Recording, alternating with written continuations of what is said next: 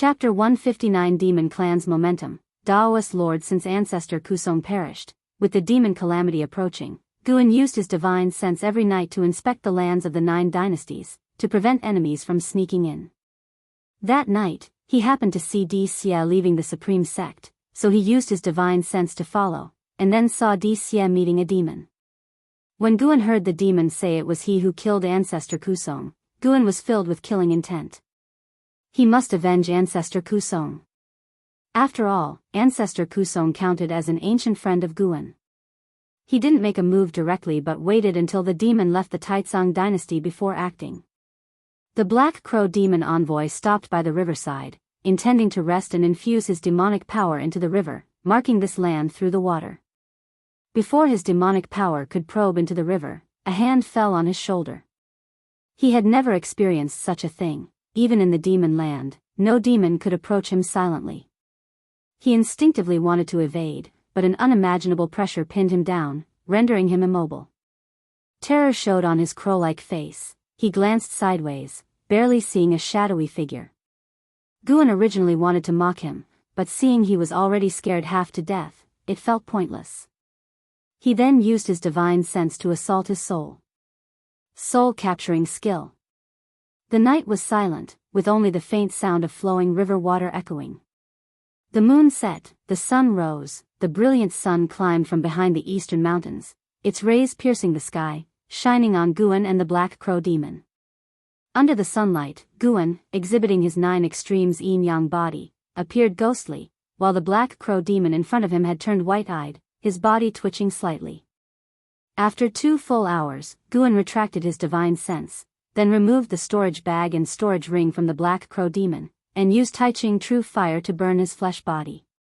A few heartbeats later, the Black Crow demon perished, his soul disintegrated, leaving only the demon core and mystic heart, which Guan collected into his storage bag. You successfully seized 380 years of lifespan from the Black Crow demon envoy, 8th layer of Mystic Heart Realm. Guan then disappeared from the scene. At noon, in the 3rd Medicine Valley. Guan walked down from the transmission array platform, heading towards the distant gardens. Along the way, the servant disciples he encountered greeted him warmly and saluted him. Now, the number of servant disciples in the 3rd Medicine Valley had reached 400. Guan did not overly covet natural treasures, and together with earnest planting, the production of medicinal herbs in the 3rd Medicine Valley was very impressive. Even compared to the inner sect's Medicine Valley, the 3rd Medicine Valley's harvest handed over to the sect each year ranked in the top 3. Thanks to this achievement, the sect was increasingly satisfied with him, continuously assigning more servant disciples. Along the way, Guan spotted an Xian, who was sweeping the ground. He immediately waved his hand, beckoning her to come over. Upon seeing this, an Xian quickly walked over and saluted upon reaching him. Having stayed in the 3rd Medicine Valley for so many years, an Xian had successfully entered the Foundation establishment realm, thanks to the elixirs secretly given by Guan. She was very grateful to Guan. Back then, both An Hao and an Xian apprenticed under Guan simultaneously for cultivation. Now, An Hao had reached the 3rd layer of the nascent soul realm, while an Xian was only at the 1st layer of the Foundation establishment realm. Even Guan couldn't help but sigh at the unfairness of the heavens. "Accompany me for a walk," Guan said. An Xian naturally had no objections and followed him step by step. During the harvest, Guan occasionally explained to her how to cultivate high-rank medicinal herbs, and she listened attentively. Nowadays, she was also very interested in medicinal herb cultivation. After about an hour, Guan took out a secret book and handed it to an Xian. "This skill can hopefully enhance your aptitude, don't let anyone discover it," Guan whispered, then glanced warily into the distance. Receiving the secret book, an Xian immediately beamed and said, "Thank you, Master." After so many years, she had completely trusted Guan, referring to him as Master, just like other servant disciples, but differently compared to others. In her heart, Guan had become her true master, second only to the mysterious master who once saved her. Guan patted her head, gesturing for her to continue her work. An Xian immediately saluted and turned to leave. Watching her back, Guan wore a smile on his face.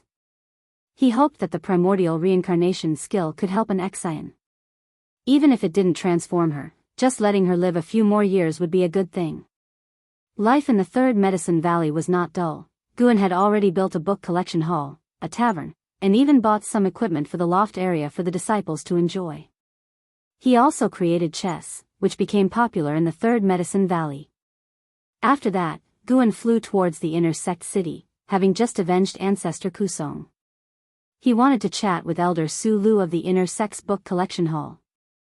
Of course, he wouldn't tell Su Lu what happened this morning. He simply wanted to talk with Su Lu. He saw the tragic end of ancestor Kusong in the memories of the Black Crow Demon Envoy, which made him feel depressed. At Heavenly Phoenix Mountain, in Ninshu Cave, Tian Yaoa was curiously watching Guan plant a tree. The tree was already 2 zhang tall, its leaves crimson, with long vines growing from it, making it look like a tree ablaze with flames. This was a 7th-tier spirit tree, the sun-nurturing tree, which Guan had moved from the Starmaster Cave. It was considered a sapling, for the sun-nurturing trees in the Starmaster Cave were 1,000 zhang tall, bearing sun-nurturing fruits that could enhance qi and blood, and even the perception of fire-attributed spiritual energy. After finishing the planting, Guan satisfactorily inspected the sun-nurturing tree. He turned and patted Tian Yao's forehead, snapping her out of her daze. "Come, I'll teach you a demon spell." Upon hearing Gu An's words, Tian Yao immediately became excited and hurriedly followed him. Guan had obtained many spells and cultivation techniques from the memories of the Black Crow Demon Envoy. He intended to teach Tian Yao the Black Crow Demon Envoy's spell to transform into a flock of black crows. It had to be said, Tian Yao's aptitude and comprehension were very high. After an hour, she could already transform into several fire crows. That's right, fire crows, not black crows. Flame-imbued crows made Guan suspect even more that she had the phoenix bloodline. The most important aspect of this spell was not the transformation, but the flight speed. Tian Yao would need to spend a lot of time to master it fully. Watching her practice the spell, Gu An's thoughts wandered. Demon Emperors, Demon Masters, 72 routes of Great Demon Kings, and the soon-to-be-revived Demon Ancestor. Even Guan, who had reached the 9th layer of the Nirvana realm, felt the pressure. The lowest cultivation level of the 72 routes of Great Demon Kings was the Mystic Heart realm, with the top 3 Great Demon Kings having stepped into the Mahayana realm. This was why the Ephemera sect did not dare to set foot in the Demon Land.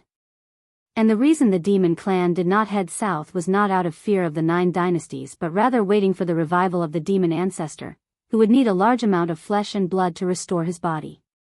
The people of the 9 dynasties were the food designated by the Demon Emperor. Of course, there were also mysterious great cultivators protecting the 9 dynasties. 2,000 years ago, a mysterious Mahayana cultivator heavily injured the Demon Emperor during his southern invasion, nearly causing his death. However, that great cultivator had already headed south across the sea, a fact discovered by the Black Crow Demon Envoy's subordinates, who then informed the Demon Emperor.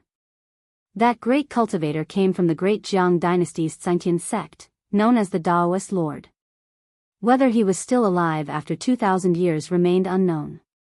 The great Jiang dynasty was the strongest dynasty among the 9. Although the world was now in chaos, the great Jiang dynasty remained stable, and the Sainthood sect solidified its position as the leading faction in the world by opposing the Ephemera sect. The Demon Land was vast and boundless. Besides the openly acknowledged Great Demon Kings, who knew what else was hidden there. This made Guan more eager to reach a lifespan of 10 million years. If possible, he didn't want to escape. He wished to continue living on this land with the Supreme Sect. The death of the Black Crow Demon Envoy did not cause any impact. Xia still spent his days at the Heavenly Repair Platform comprehending sword intent. However, as time passed, demons kept increasing all over the world, causing great suffering to the common people, and the Supreme Sect issued more missions to eliminate demons. Even Yilan and Jinqin had to join the efforts. Since their missions were within the Supreme Sect, Guan was at ease. 2 years flew by in the blink of an eye. Gu An's lifespan reached over 7. For a million years, getting closer to the 10 million mark. He used his divine sense to investigate the Demon Land daily. Should the demon calamity arrive prematurely, he would choose to break through early. He had already decided the location for his breakthrough. He would break through above the Southern Ocean. That day, Hao and Si Yener left the Starmaster cave. As they walked out of the mountain wall, they turned back, watching the cave entrance gradually disappear. "Where is your master?" "I haven't seen him all these years," Si Yener asked curiously. Hao replied, "The old man is elusive, I don't know where he is either. But one thing is certain, if I encounter danger, he won't stand by and do nothing." Hearing this, he showed a pleased expression. Si Yener pursed her lips, wanting to mock him, but she held back. She couldn't forget the scene when Guan obliterated the mystic heart realm with a flick of his sleeve. Such a great cultivator, Tianwei could not afford to offend. Just then, a figure leaped out of the forest, landing swiftly in front of the two. Hao frowned, thinking it was an ambush, and prepared to fight. The newcomer was a man in Tianwei's official attire. He raised his hand in salute and said, "Your Highness, I have come under the Emperor's orders to escort you. His Majesty plans to marry you to Hao, the top scholar on the golden list." Upon hearing this, Si Yener's face turned pale, and she angrily asked, "Is father insane? How can he marry me to this kind of person?" Hao originally wanted to refuse, but hearing this, he immediately retorted displeasedly, What kind of person am I? Do you think I'm not worthy of you? Then I must marry you." The two began arguing. Meanwhile, the official attire man maintained his smile, watching their argument. Far away in the Supreme Sect's mystic valley, Guan was observing them. He had no objections to Hao and Si Yener marrying because he had long seen the budding feelings between the two. However, he remained wary of Tianwei. Should Tianwei attempt to scheme against Hao, he wouldn't be lenient. It would be an excuse for the Taizong dynasty to annex Tianwei's territory. After the trio set off, Guan closed the Daoist Xuanxuan. Someone was approaching Mystic Valley. He stood up, exited the house, and went downstairs. After an hour, Di flew his sword into Mystic Valley. From a distance, he saw Guan and waved in greeting. The valley disciples, seeing him acquainted with Guan, did not stop him. Di landed, stowing his flying sword into his storage bag, then dragged Guan to a secluded place. The family sent a message, they're planning to move out of the Supreme Sect.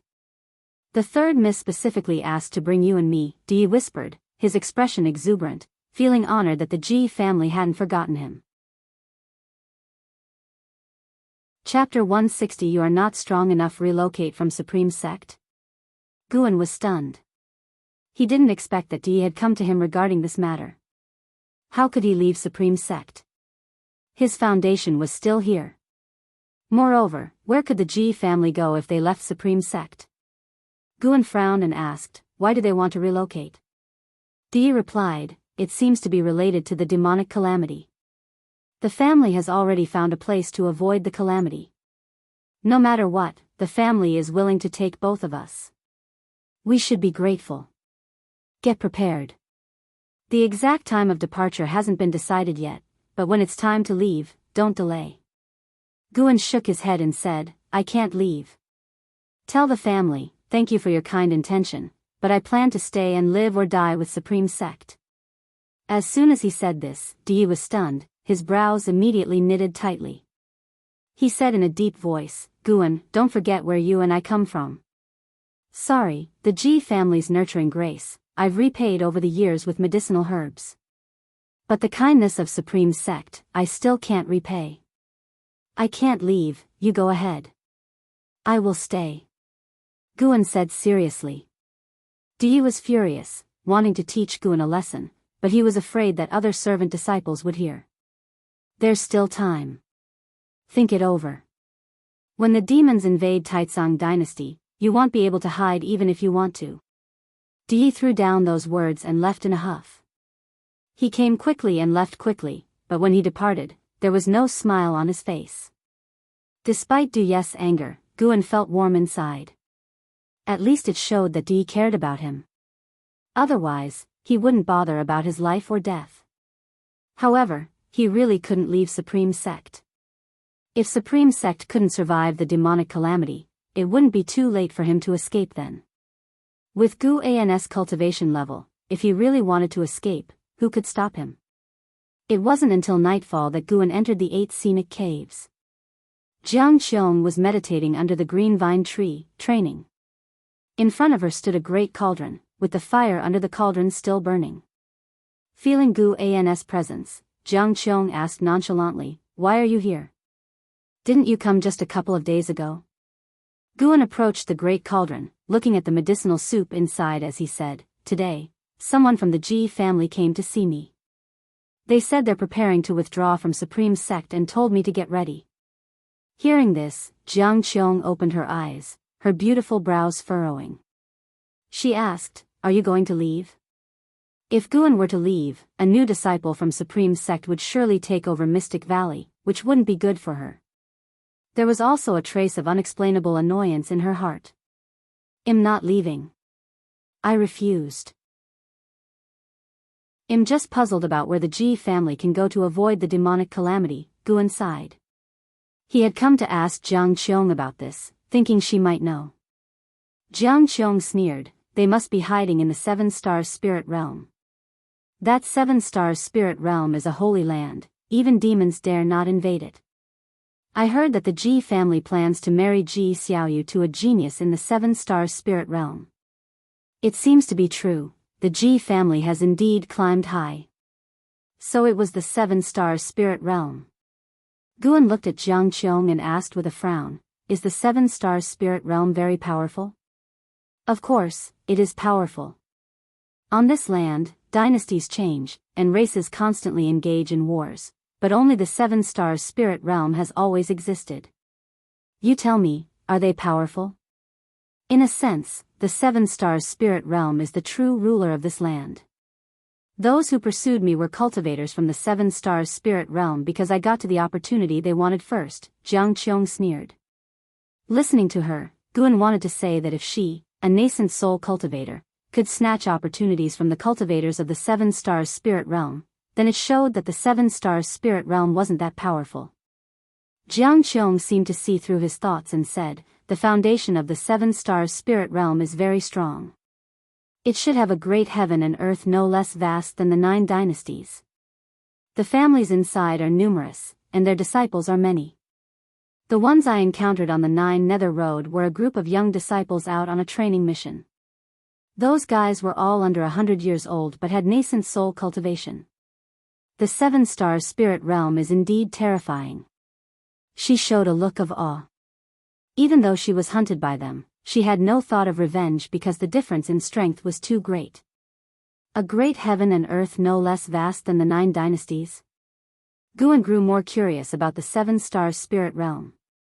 No wonder the 7-star spirit realm didn't intervene in the racial conflicts on the mainland.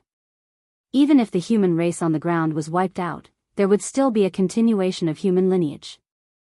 Later, Guan asked a few more questions. Jiang Qiong told him everything she knew. The more he learned, the more apprehensive he became of the 7-star spirit realm. His intuition told him that after the demonic calamity, the 7-star spirit realm might cause the next disaster. But Guan wasn't anxious. His strategy was to act only when he was absolutely sure. If he could fight, he would fight. If not, he'd retreat and live to fight another day. "Your third miss is engaged to the 7-star spirit realm. Are you happy or unhappy?" Jiang Qiong suddenly asked teasingly. Guan casually replied, "Third miss is a girl of heavenly pride. Naturally, she would marry a boy of heavenly pride. I'd certainly be happy for her." "Really? Not a bit of regret in your heart?" Jiang Qiong asked with a smile. Guan raised his eyebrows and shrugged, saying, "Indeed I have regrets. Actually, I admire the 3rd Mississippi. But, alas, my talent is mediocre, and I don't qualify to pursue her. Since I cannot have her, I can only console myself by wishing her well." Jiang Qiong's smile faded. She snorted coldly and said, "You do see it clearly. Correct, if status and talent don't match, affection will only harm you. Keep it up." Don't let your heart be easily moved again. Guan nodded and said, I don't need to be moved. There are plenty of female disciples in the valley. Oh. Is that why you don't like to cultivate? I mean, if I want to find a Daoist friend, it's not hard, but I don't want to. That sounds better. Martial Master has lived longer than you, and Daoist friends are unreliable. How many Daoist friends abandon each other in moments of life and death? How many schemed against their partners for personal gain? Martial Master hopes you won't have feelings for anyone lightly. Be more cautious. Martial Master is looking out for you. Did you ever have a Daoist friend? If I did, I would have died long ago. Jianghu began to preach earnestly to Guan, in return, asked questions sarcastically. After more than an ancient hour, Guan finally left. Watching Guan's retreating back, Jianghu thought to herself, this lad didn't even call me Martial Master. His mind is a bit wild. The tail end of summer eventually slipped away, and another autumn arrived. Guan came to Wuxia Valley and noticed that there was one more person in the valley. Since LV Xian and Yi Luyun left, the valley only had Luo Han and 3 monkey demons for company. Because of this, Guan brought lots of books for Luo Han, even a chess set. Actually, even without these, Luo Han wouldn't feel bored, since he was a cultivator. But because Guan brought them, it was easier for him to get distracted. He often cursed Guan for being sinister, but he couldn't refuse, as Daoist Xuanxian's writings were indeed compelling.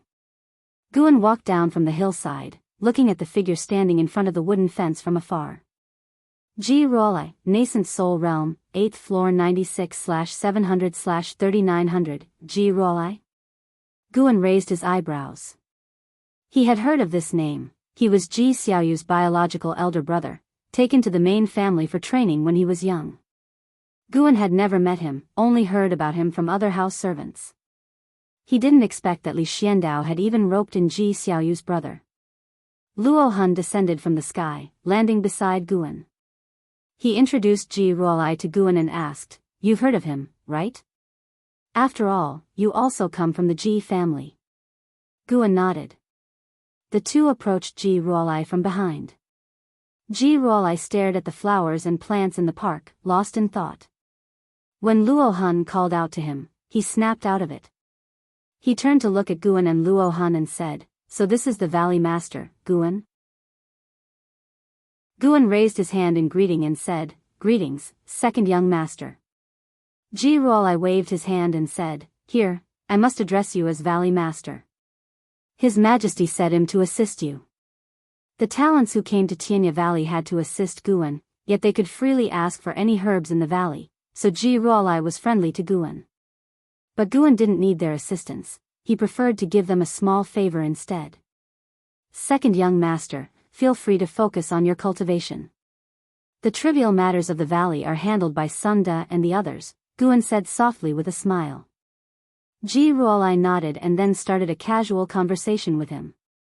He noticed a strange cold aura in Ji Ruolai's body, which surrounded his golden core. After chatting for a while, Guan excused himself, as he needed to pick medicinal herbs. Ji Ruolai watched Guan's departing figure, deep in thought. Luo Han caught up with Guan and whispered, Did you find the supreme secret records I asked you to look for? Guan reluctantly refrained from rolling his eyes and whispered back, No, that book has already disappeared without a trace. Forget about it. Isn't Daoist Xuanxian's works in Green Hero travel enough for you? Luo Han could only sigh regretfully and then left. Guan shook his head, smiling. He wondered where Luo Han had heard about it, knowing even about the supreme secret records, and asked Guan to buy it. Guan feared it might lead Luo Han astray, affecting his training, so he didn't help him buy it. It was all Shenzhen's fault for corrupting the ethos of the immortal cultivation world. Late at night, in a dilapidated temple. Thud. A man in plain clothes fell to the ground, his right foot twitching a few times before he completely stopped breathing. Standing beside him was a man in black, Su Han.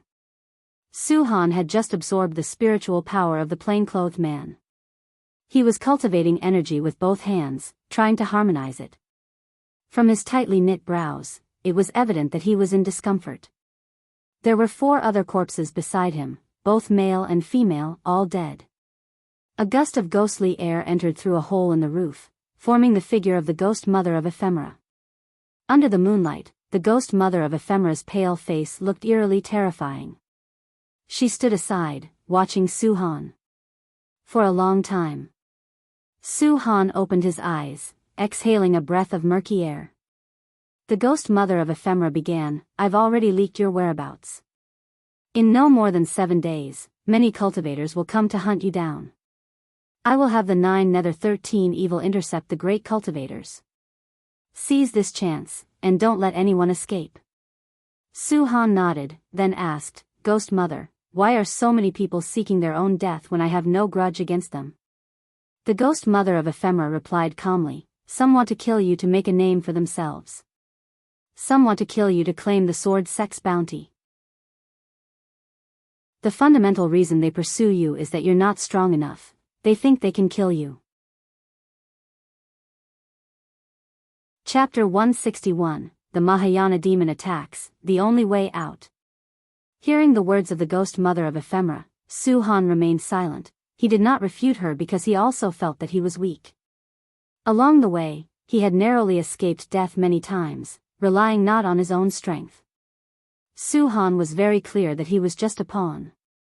Like the ghost mother of Ephemera in front of him who was helping him wholeheartedly, she must have had her own motives. But he had no other choice. The time left for you is running out. The demon calamity is approaching. The defying fate divine skill can only absorb the spiritual power of cultivators, not demonic power. When the demon calamity descends, if you're unwilling to abandon your principles, it will be tough for you to become stronger as every cultivator will be busy resisting the demons, said the ghost mother of Ephemera. Upon hearing this, Su Han asked, "Are you in a hurry? What do you ultimately want me to do?" The ghost mother of Ephemera answered, "That depends on how strong you can become. It's not me who should be in a hurry but you. Since the day you began cultivating the hateful heaven divine sword, your lifespan has been limited. No matter how high a realm you reach, your lifespan will not increase unless you can reach the legendary immortal realm." Su Han frowned. The ghost mother of Ephemera had mentioned the drawbacks of the hateful heaven divine sword more than once. It seemed like a reminder for his own good, but he felt threatened and oppressed. "I will do my best," Su Han said and then sat down to meditate, beginning his cultivation. The ghost mother of Ephemera watched him for a while, then transformed into a wisp of ghostly energy and dissipated. Su Han looked up, gazing at the full moon outside. For some reason, he suddenly felt an immense sorrow and confusion. It seemed no one in the world remembered him anymore. Winter snow arrived, covering the 3rd Medicine Valley in a vast expanse of white, making everything look desolate. Guan stood on the balcony, appreciating the snowy scenery while thinking about the next volume of Shattering Void. Shattering Void had become incredibly popular, and its popularity far exceeded Guan's expectations.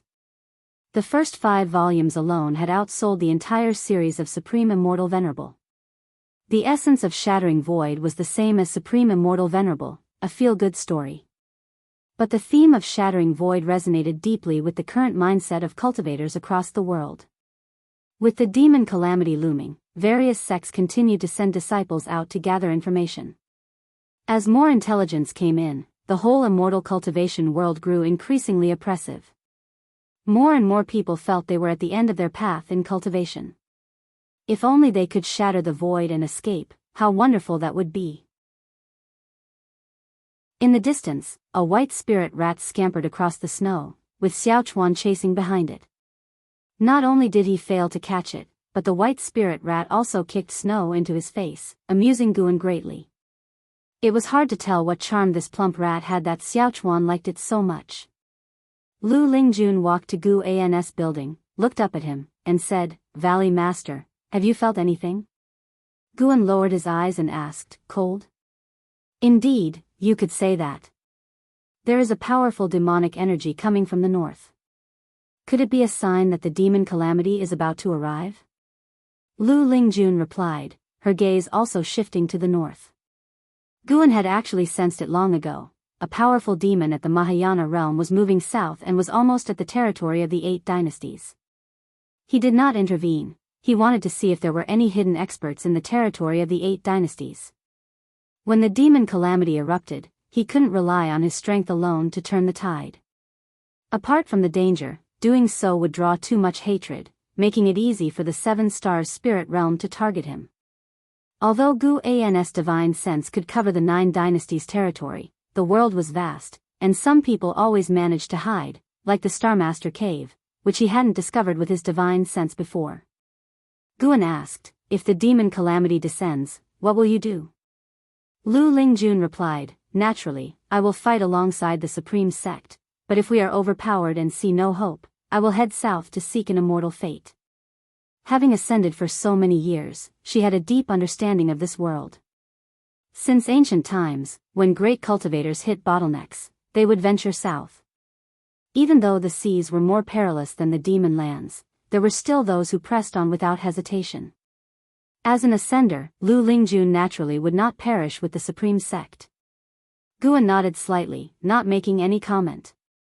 Lu Lingjun looked at Guan and asked, "What about you, Valley Master?"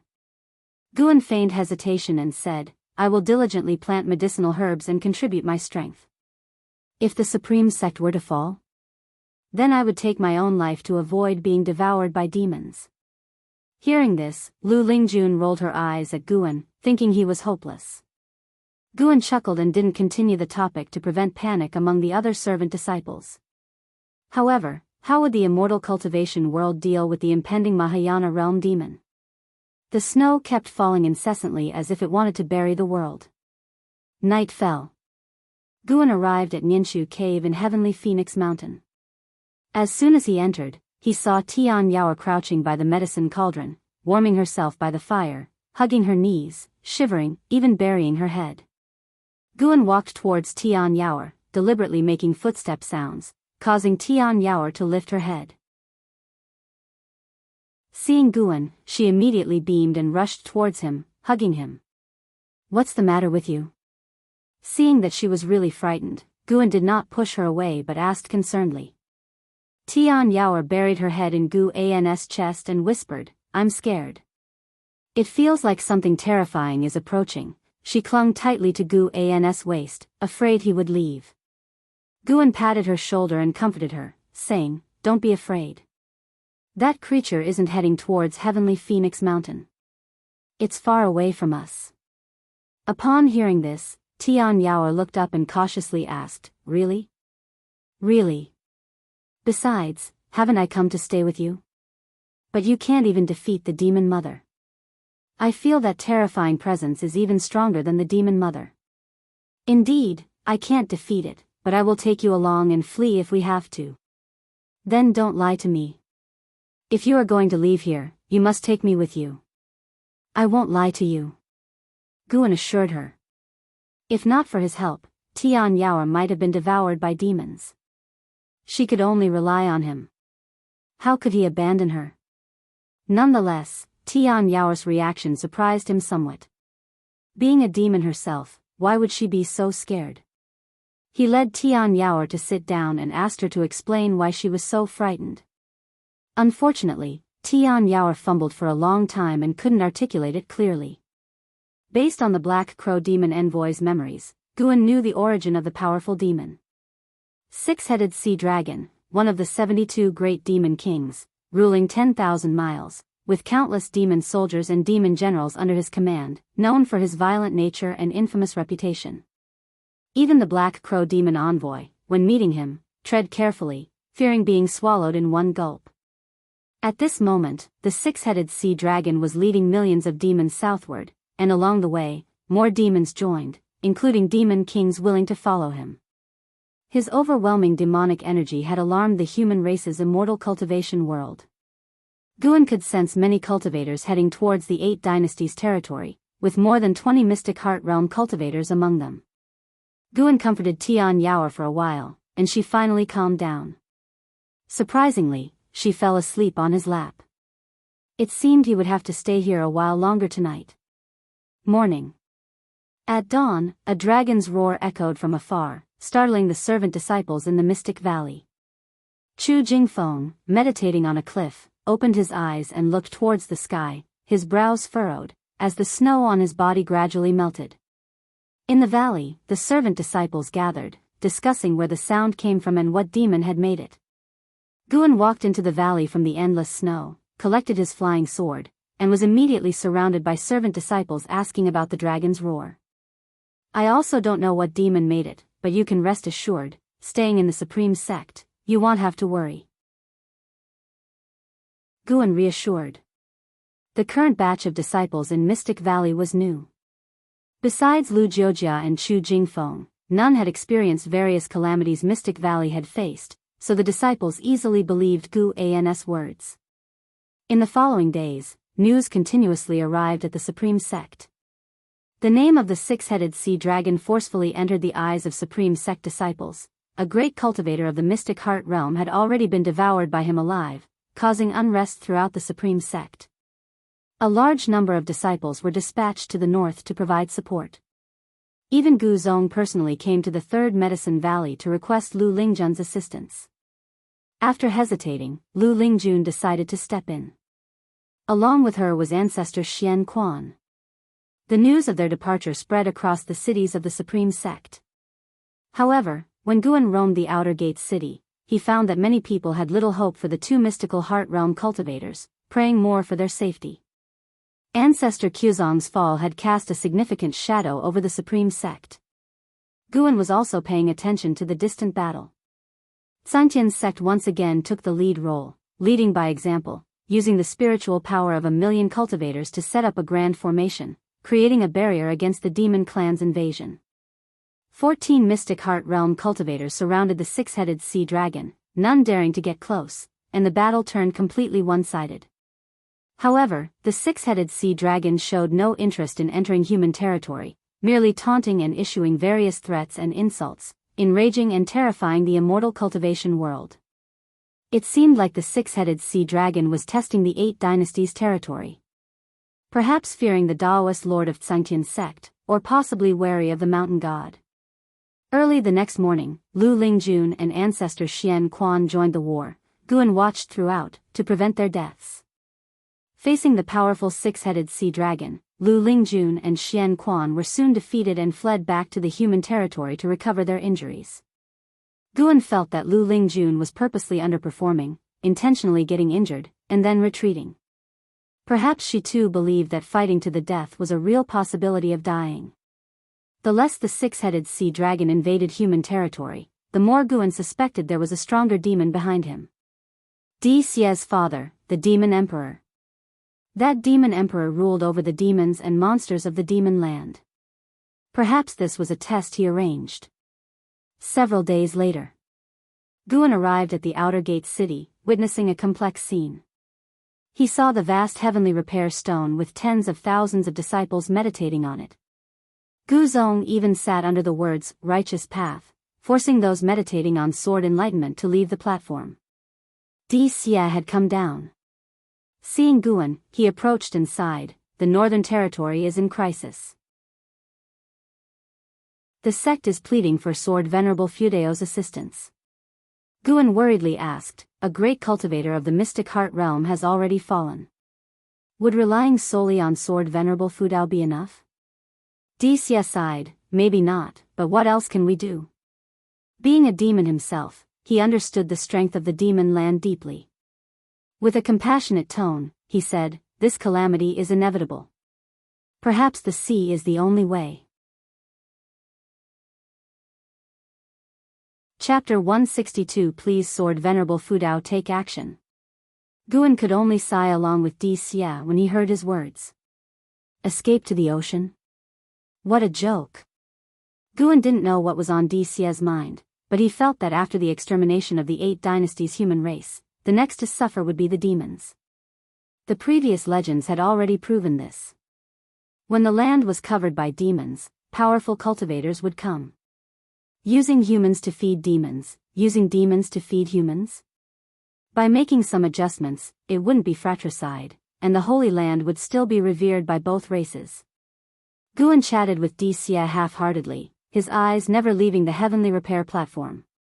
He was also weighing whether to make a move. After all, he was still quite some time away from the critical point of 1,000,000 years of lifespan. If he broke through now, he would certainly break through to a higher realm, but he wanted to unlock the next lifespan function even more. He feared that his intervention might accelerate the process of the Great Demon Calamity. The Great Jiang Dynasty, here in the northernmost part of the 8 dynasties, was a land of towering mountains and precipitous ridges, full of world-renowned wonders. Backed by the demon land, the survival environment for the cultivators of the Great Jiang Dynasty was more difficult, which was why it had produced the strongest dynasty. In the northern territory, where mountains overlapped, and heavy snow covered the sky, the majestic snow mist made the mountains appear as the ridges of a true dragon, grand and spectacular, and almost like a wall created by heaven, separating the world into 2 halves. On one of the mountains, Lu Lingjun sat cross-legged on a giant boulder. The spiritual power emanating from her kept the surrounding snow mist at bay, forming wisps of white smoke rising into the air. She slowly opened her eyes, gazing towards the horizon. In the front, the mountains still undulated, and there was a faint firelight at the end of the world, which the flying snow could not completely obscure. Strong winds occasionally blew towards Lu Lingjun. The terrifying demon energy of the 6-headed sea dragon enveloped the entire world, making even Lu Lingjun and the white spirit demon emperor on her shoulder uneasy. "What is he waiting for?" the white spirit demon emperor asked in a low voice. Lu Lingjun remained calm and replied, "It might have something to do with the mountain god. After all, a Mahayana cultivator died at the hands of the mountain god. Will the mountain god take action? There are many more demons in the north. This calamity is far beyond what the ephemera sect can compare to. No matter how you look at it, the human race is doomed," the white spirit demon emperor muttered. As a demon itself, it naturally would not side with the human race. It hoped Lu Lingjun would leave this troubled place. Lu Lingjun remained silent, looking into the distance, her thoughts unknown. The white spirit demon emperor couldn't help but urge, "Lingjun, why not head south? Perhaps the ocean isn't as dangerous." Lu Lingjun wistfully said, "Do you remember when the Supreme Sect's cultivators protected me during my breakthrough?" Upon hearing this, the white spirit demon emperor opened its mouth but finally said nothing. It understood Lu Lingjun too well. If Lu Lingjun wasn't so sentimental, would it have followed her? The white spirit demon emperor's snake head lowered, and it said sullenly, "Then let's see how powerful the mountain god is. By the way, the Supreme Sect still has a sword Venerable Fudao, he should take action." Screech, a piercing dragon roar echoed through the sky, snow mixed with a fishy wind rushed forward, and the mountains beneath Lu Lingjun trembled. 10,000 miles away. War was raging, the land was charred, lava flowed among the scorched earth, firelight floated between heaven and earth, and mountains were flattened, leaving behind giant holes in the remaining peaks. Numerous cultivators hovered in the sky, with various grand formations spanning the heavens. The land was divided into 2 by an abyssal rift, with human race cultivators casting spells on one side and demons and ghosts crammed along the cliff edge on the other, their faces twisted in ferocity, their roars and howls turning the land into a hell's cape. A terrifying giant demon stood behind the endless hordes of demons, his towering body cloaked in black armor, with sharp fangs on his shoulder guards resembling mountain peaks, and heads hanging from his belt, all of them great demons' heads. His body was humanoid, soaring 1,000 feet high, with his neck reaching into the clouds, and 6 sea dragon heads looming amidst the cloud cover, with pairs of blood-red eyes seemingly peering from the abyss, instilling terror amongst those who saw them. He was the 6-headed sea dragon, a peerless great demon, fearsome across the demon land. On his shoulder was a small figure shrouded in pitch-black demon energy, revealing only a goat head with eyes red like blood beads. "Great King, it appears the human race has no Mahayana cultivators, and that so-called mountain god doesn't dare cause trouble," the goat-headed demon said, its voice reaching the 6-headed sea dragon's ears. Upon hearing this, a terrifying pressure erupted, sending the demons in front fleeing in panic, making way for the 6-headed sea dragon. In the face of the mountain-sized 6-headed sea dragon, most demons were as insignificant as ants. As the 6-headed sea dragon stepped forward, ghostly energy surged, forming countless seductive female ghosts, whose laughter gathering together caused disorientation among the distant human race cultivators. The six-headed sea dragon is coming. A burly man in a gray robe roared in anger, his voice thunderous. The Xiantian sect master, Liang Canghai, flew to the front of the formation, raising his long sword high and shouting angrily, "Disciples of the Xiantian sect, follow orders, take your elixirs and fight to the death." As his voice fell, 1,000,000 Xiantian sect disciples without hesitation took out their elixirs, which were dark brown. After consuming them, their spiritual power surged, blood energy emanated from their bodies, their faces turned blue with bulging veins, and their eyes were bloodshot. The leaders of other sects also gave similar orders, all prepared to fight to the death. The Supreme Sect was no exception. Ancestor Xian Quan flew over the battlefield to the edge of the cliff, holding a horsetail whisk in one hand. He drew talismans with the other hand, each one forming a symbol made of spiritual power which lined up in front. More and more Mystic Heart Realm great cultivators flew to the skies above the cliff that divided the battlefield, facing the approaching six-headed sea dragon together. Mad swordsman Han Ming was also in the Great Yu Dynasty's formation, ready to fight to the death. Lu Lingjun arrived, stepping on a 100-zhang-long white python, holding a sword in both hands, her presence dominant, with no fear in her eyes. It seems the human race has no Mahayana cultivators. If that's the case, they should become livestock for the demon clan. The icy voice of the six-headed sea dragon echoed throughout heaven and earth. Following this, the six terrifying dragon heads roared simultaneously, shaking the world.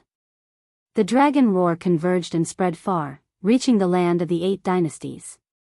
The great battle reignited. This time, the six-headed sea dragon's advance signified the official start of the demon calamity. The Supreme Sect, Outer Gate City. When the dragon roar came from afar, the flying snow seemed to pause, and the hundreds of thousands of disciples on the heavenly repair platform simultaneously opened their eyes. Gu Zong, sitting in the center, had a drastic change in his expression, his eyes full of worry. Disciples in the streets, manors, and courtyards were all disturbed. Even without seeing the situation in the Northern Territory, just hearing the sound made them tremble with fear. What kind of demonic monstrosity could produce such a terrifying roar? Even the Medicine Valley outside the outer gate was alarmed.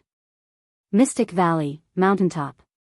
Guan and Chu Jingfeng stood side by side, gazing northward, their robes billowing in the wind and snow. Chu Jingfeng frowned upon hearing the dragon roar of the six-headed sea dragon and asked, "Valley Master, do you think the Supreme Sect can survive this calamity this time?" Guan, observing the battle with his divine sense, said, "Of course, trust the Supreme Sect. Trust our immortal cultivation world." When the six-headed sea dragon crossed that ravine, waves of Mystic Heart Realm auras from the 8 dynasties began rushing towards the Northern Territory. Not just from the 8 dynasties. Even from the Southern Ocean, powerful auras emerged. At this moment, Guan felt the deep foundation of the 8 dynasties' human race, the accumulation of nearly 10,000 years. Some would seek fortune in the ocean, but many others, even in foreign lands, yearned for their homeland. Gu An's left hand touched the double heart ring on his right hand. Even without this ring, he could sense Lu Lingjun's peril. Despite the remote assault, Lu Lingjun was severely wounded. The six-headed sea dragon was overwhelmingly strong, its attacks heaven-shattering, forcing the entire human race to retreat continuously.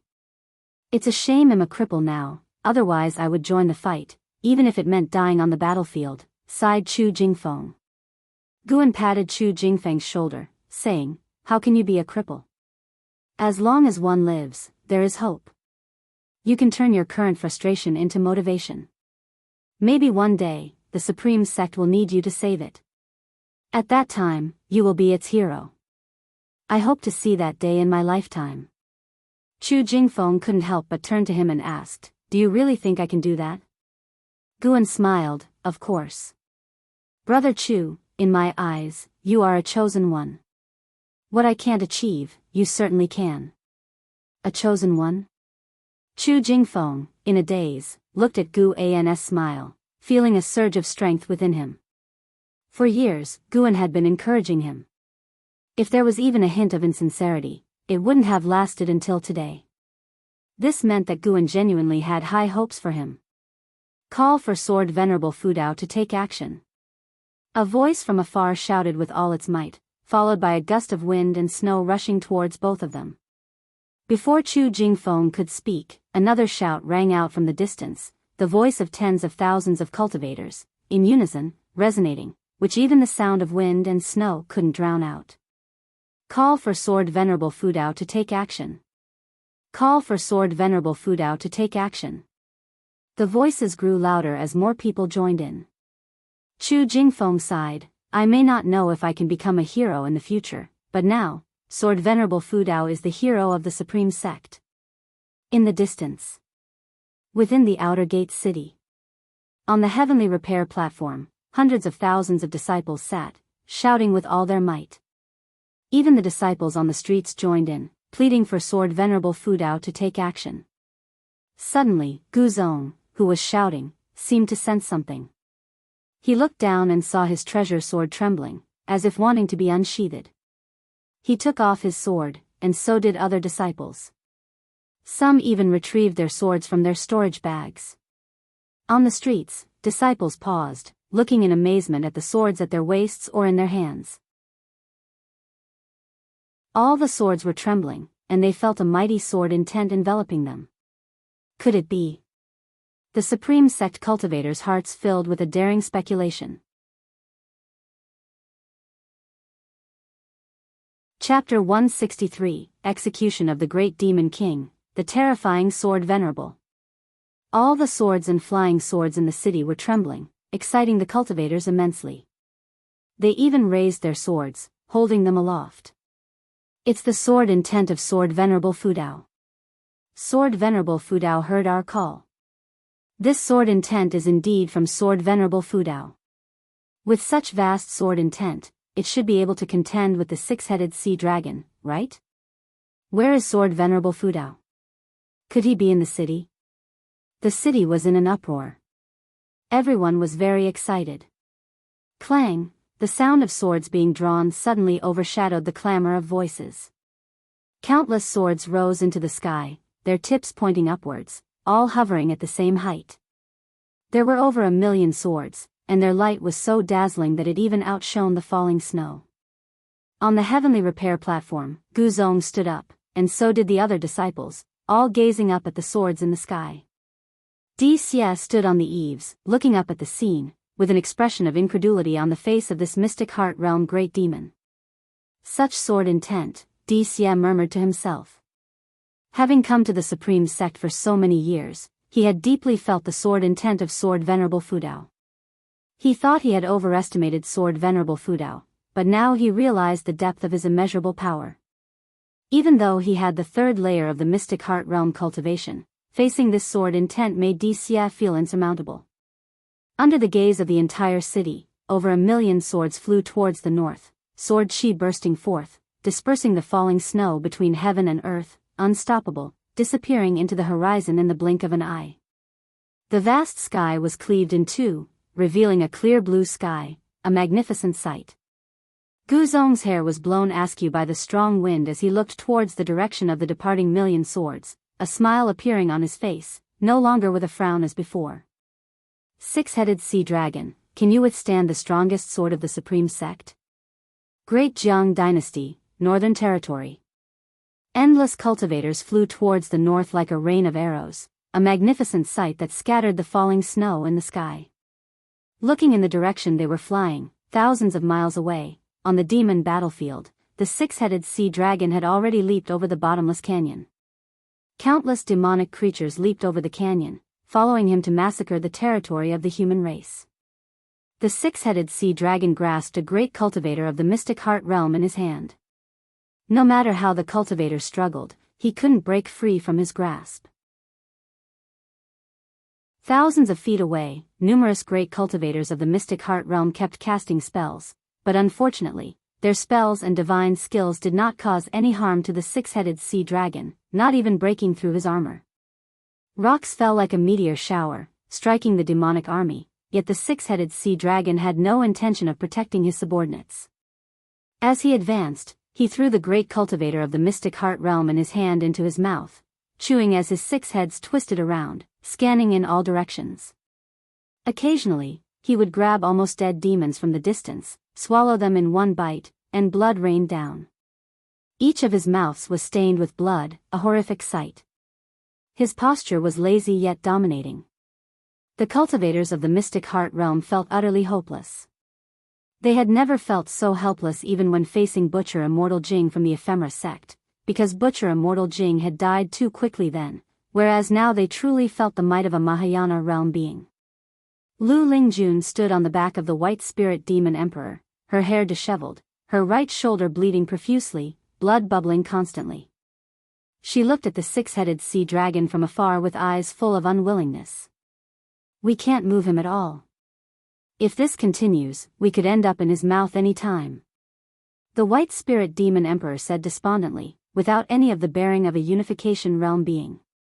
It now only wanted to flee from this place. Lu Lingjun took a deep breath, knowing that continuing the battle was hopeless and would only lead to pointless sacrifices. She harbored thoughts of retreating, and not just from the battlefield, but from this continent altogether. Just then, she seemed to sense something and suddenly turned her head, eyes wide with disbelief. Behind, the world was vast and covered in white. Snow obscured everything, and the snow mist blew towards her with the wind. Not only her, more and more cultivators felt something, all turning their heads to look. Liang Tsanghai, the master of the Tsangtian sect, blood-covered and disheveled, held a great cauldron in his right hand, emitting tens of thousands of green lights, sweeping across the battlefield. Blood flowers burst wherever the lights swept, but his attacks on the 6-headed sea dragon had no effect. He suddenly turned sideways, eyes widened in shock, looking back. The 6-headed sea dragon, advancing and feeding simultaneously, also seemed to sense something. All 6 heads turned forward. His 6 dragon faces twisted ferociously, roaring forward in unison, the dragon's roar shaking heaven and earth. Countless lower cultivation cultivators and demons bled from the 7 orifices, stunned by the roar.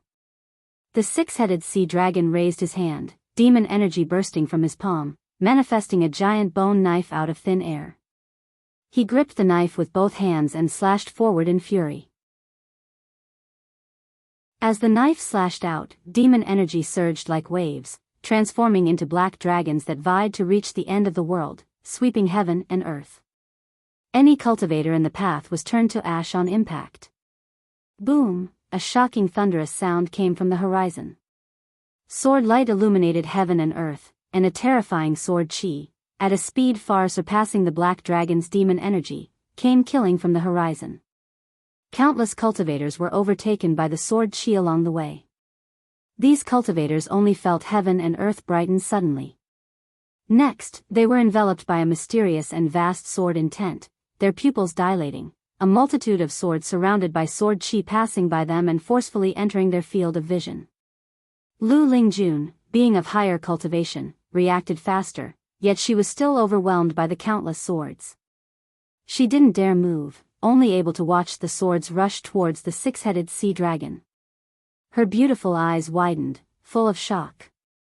In merely the blink of an eye, over 1,000,000 swords converged into a gigantic sword chi, fiercely dispersing the black dragon demon energy, rushing headlong towards the 6-headed sea dragon.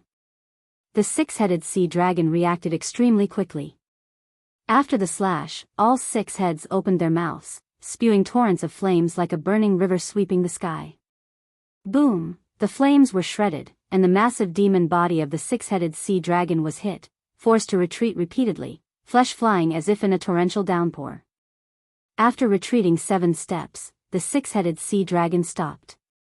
The million-sword group had already pierced through his demon body, tracing an upward arc in the sky before halting. Countless cultivators and demonic creatures stared, trembling, as the demon energy dissipated and the dragon heads fell to the ground, raising clouds of dust.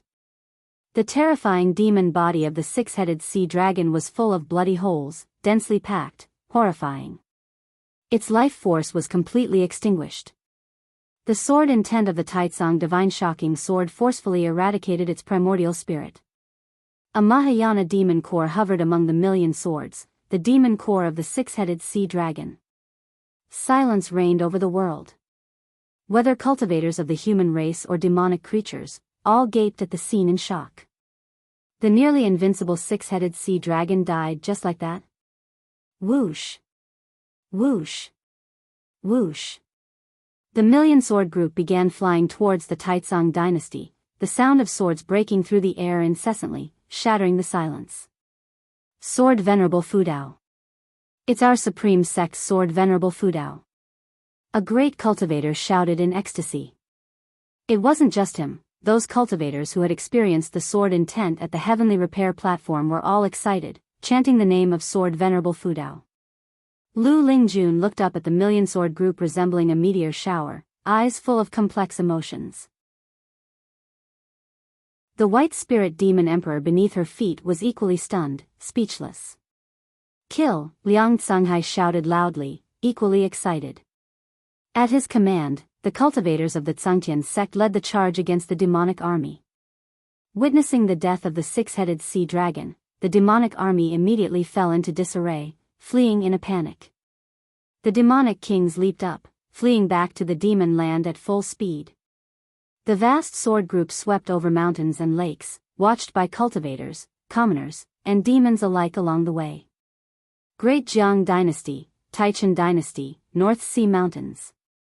Sage Xian Miao stood on a hillside, watching the sword group flying towards the horizon, confusion in his eyes.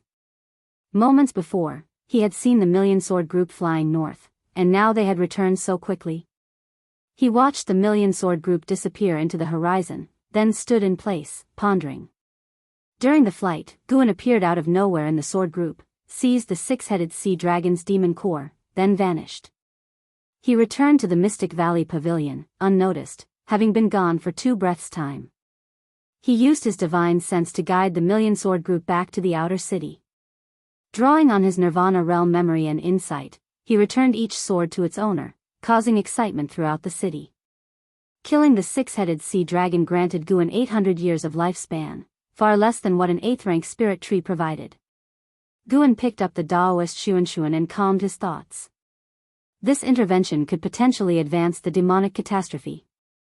If the demonic catastrophe arrived sooner, he would have no choice but to embark on a mass slaughter to reach a lifespan of 10 million years early.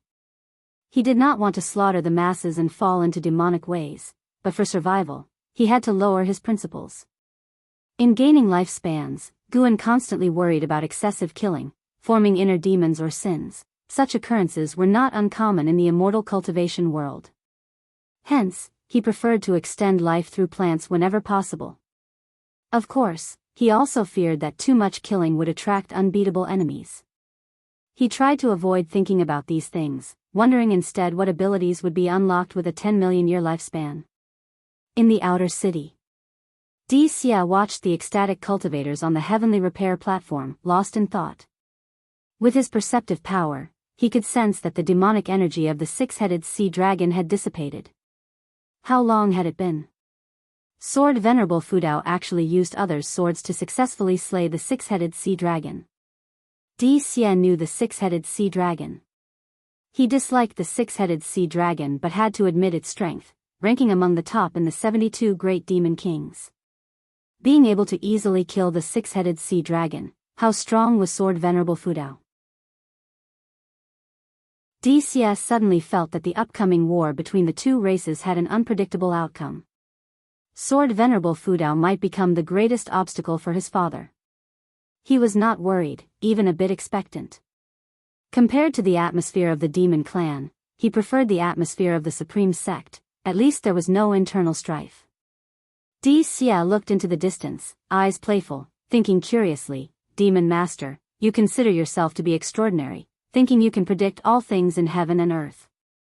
Could you have foreseen Sword Venerable Fudao? He walked up to the heavenly repair platform, ready to continue observing the sword intent of Sword Venerable Fudao. He had a premonition that the sword intent of Sword Venerable Fudao would be his greatest opportunity in this life. Chapter 164, Demon Invasion, Hunting Down the Mountain. At the end of the year, Guan arrived at Outer Gates City and noticed that the streets were full of disciples discussing sword Venerable Fudeo's feat of slaying the six-headed sea dragon. Some stalls were even selling six-headed sea dragon dolls, and there were various depictions of the creature, including illustrations of its death. As he looked at those pictures, he inexplicably thought of Shenzhen. Shenzhen was still in seclusion. If she weren't, she might have been inspired by this event as well. Not having seen her for many years, Guan found himself somewhat missing her. He wasn't missing her as a person, but rather her creative skills. He didn't want Shenzhen to stop writing, as long as she didn't write about him in her next book. Guan started wandering around the city, listening to the disciples praise Sword Venerable Fudao, feeling secretly pleased, and the anxiety he had been unable to shake off gradually diminished.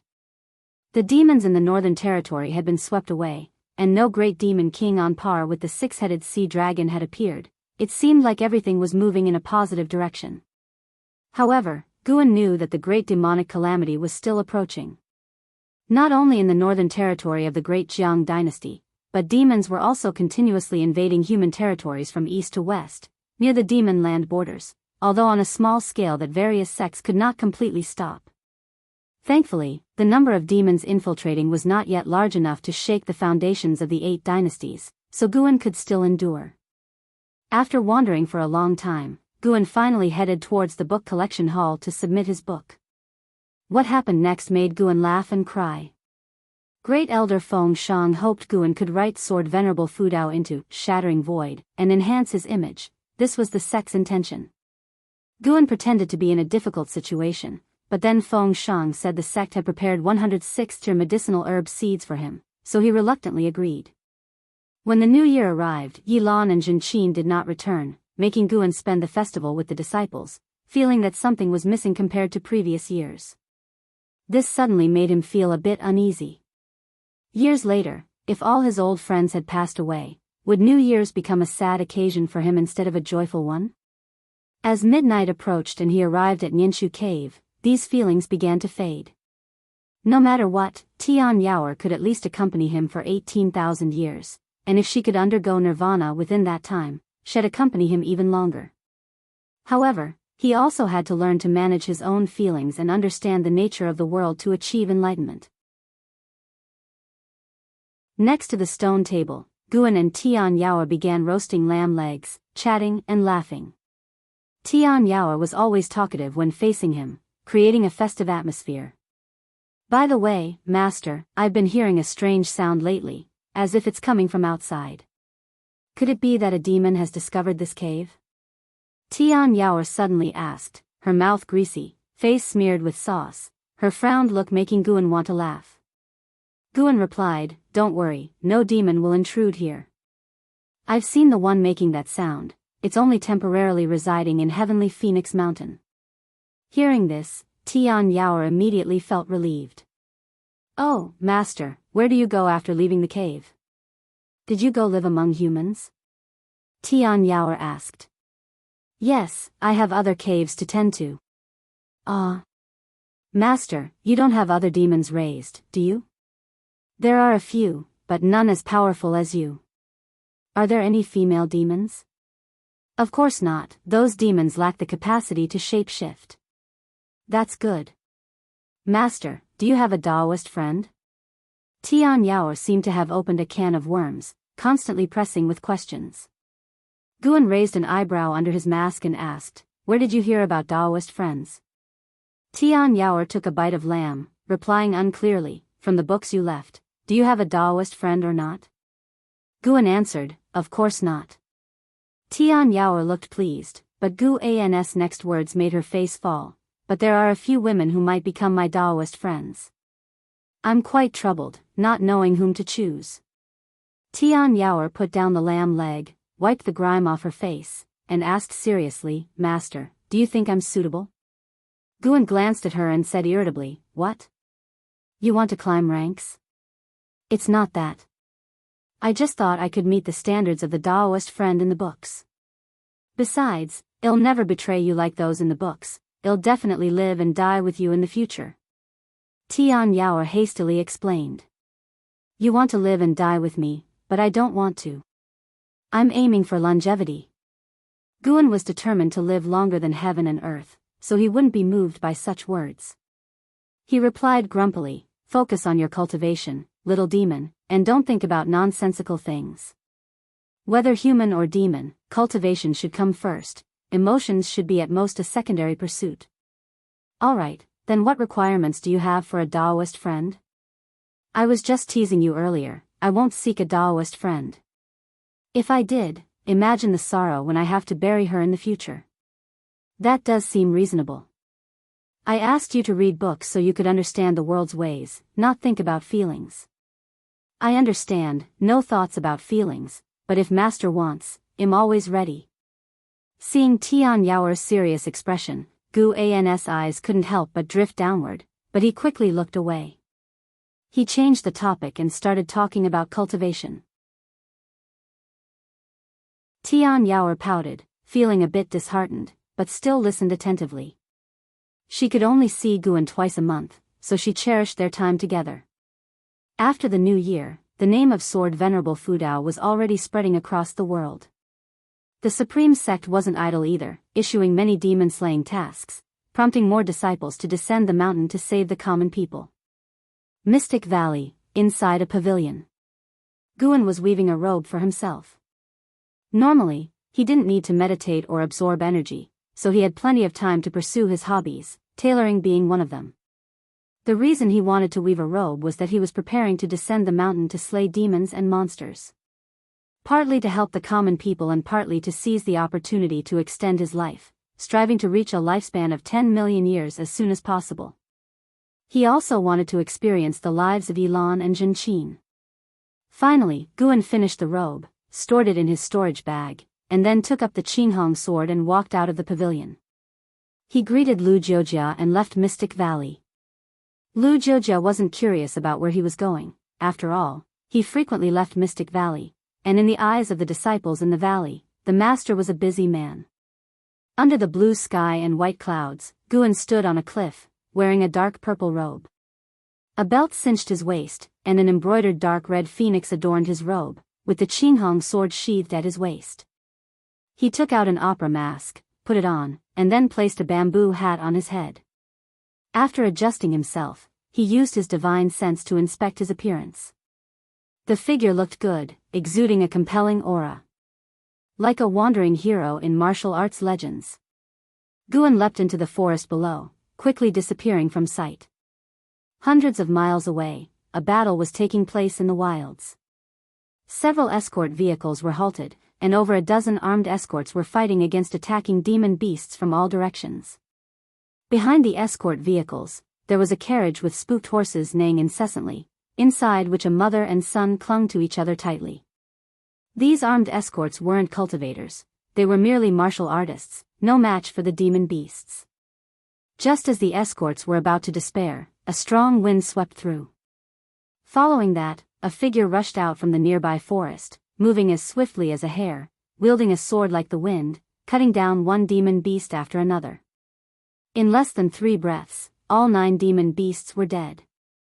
The escorts turned to look and could just barely make out an embroidered dark red phoenix on the figure's back. Before they could speak, the figure quickly disappeared. Amazing. That person must be a cultivator, right? Of course, how could a martial artist have such skills? Incredible, I couldn't even see how he made his moves. Me neither. I wonder which sect that cultivator is from. I tried to apprentice at the ancient sky sect when I was young, but got rejected due to a lack of spirit root. On the other side, in the forest, hearing their discussion, Gu An's lips curled up slightly under his mask. Saving people like this felt quite good, perhaps even matching the sense of accomplishment from slaying the 6-headed sea dragon. With that, Guan began his journey of hunting demons and monsters. He only killed those demons posing a threat to the common people, ensuring that every act of killing also saved lives. Saving one life could be more meritorious than building a 7-story pagoda. Would this hold true in this realm? Anyway, Guan felt at peace, killing one demon, saving one person. Good and evil balanced, he shouldn't be burdened with sin. Late at night, a group of cultivators were meditating in the forest, campfires scattered around, with 5 or 6 people by each fire. Yilan and Jin Qin were among them. Yilan was meditating, absorbing energy, while Jin Qin was discussing recent demon encounters and events in the immortal cultivation world with nearby disciples. I wonder what the 6-headed sea dragon looked like. I heard it ate 5 Mystic Heart Realm great cultivators alive, Jin Qin said softly, her face full of curiosity and fear.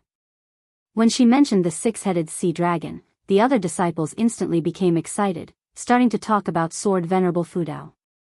After slaying the 6-headed sea dragon, Sword Venerable Fudao's reputation in the immortal cultivation world had reached its peak. Everyone was curious about how powerful he truly was. No matter how strong the opponent, Sword Venerable Fudao could always kill them effortlessly. As they chatted, they started discussing some of the major happenings in the immortal cultivation world.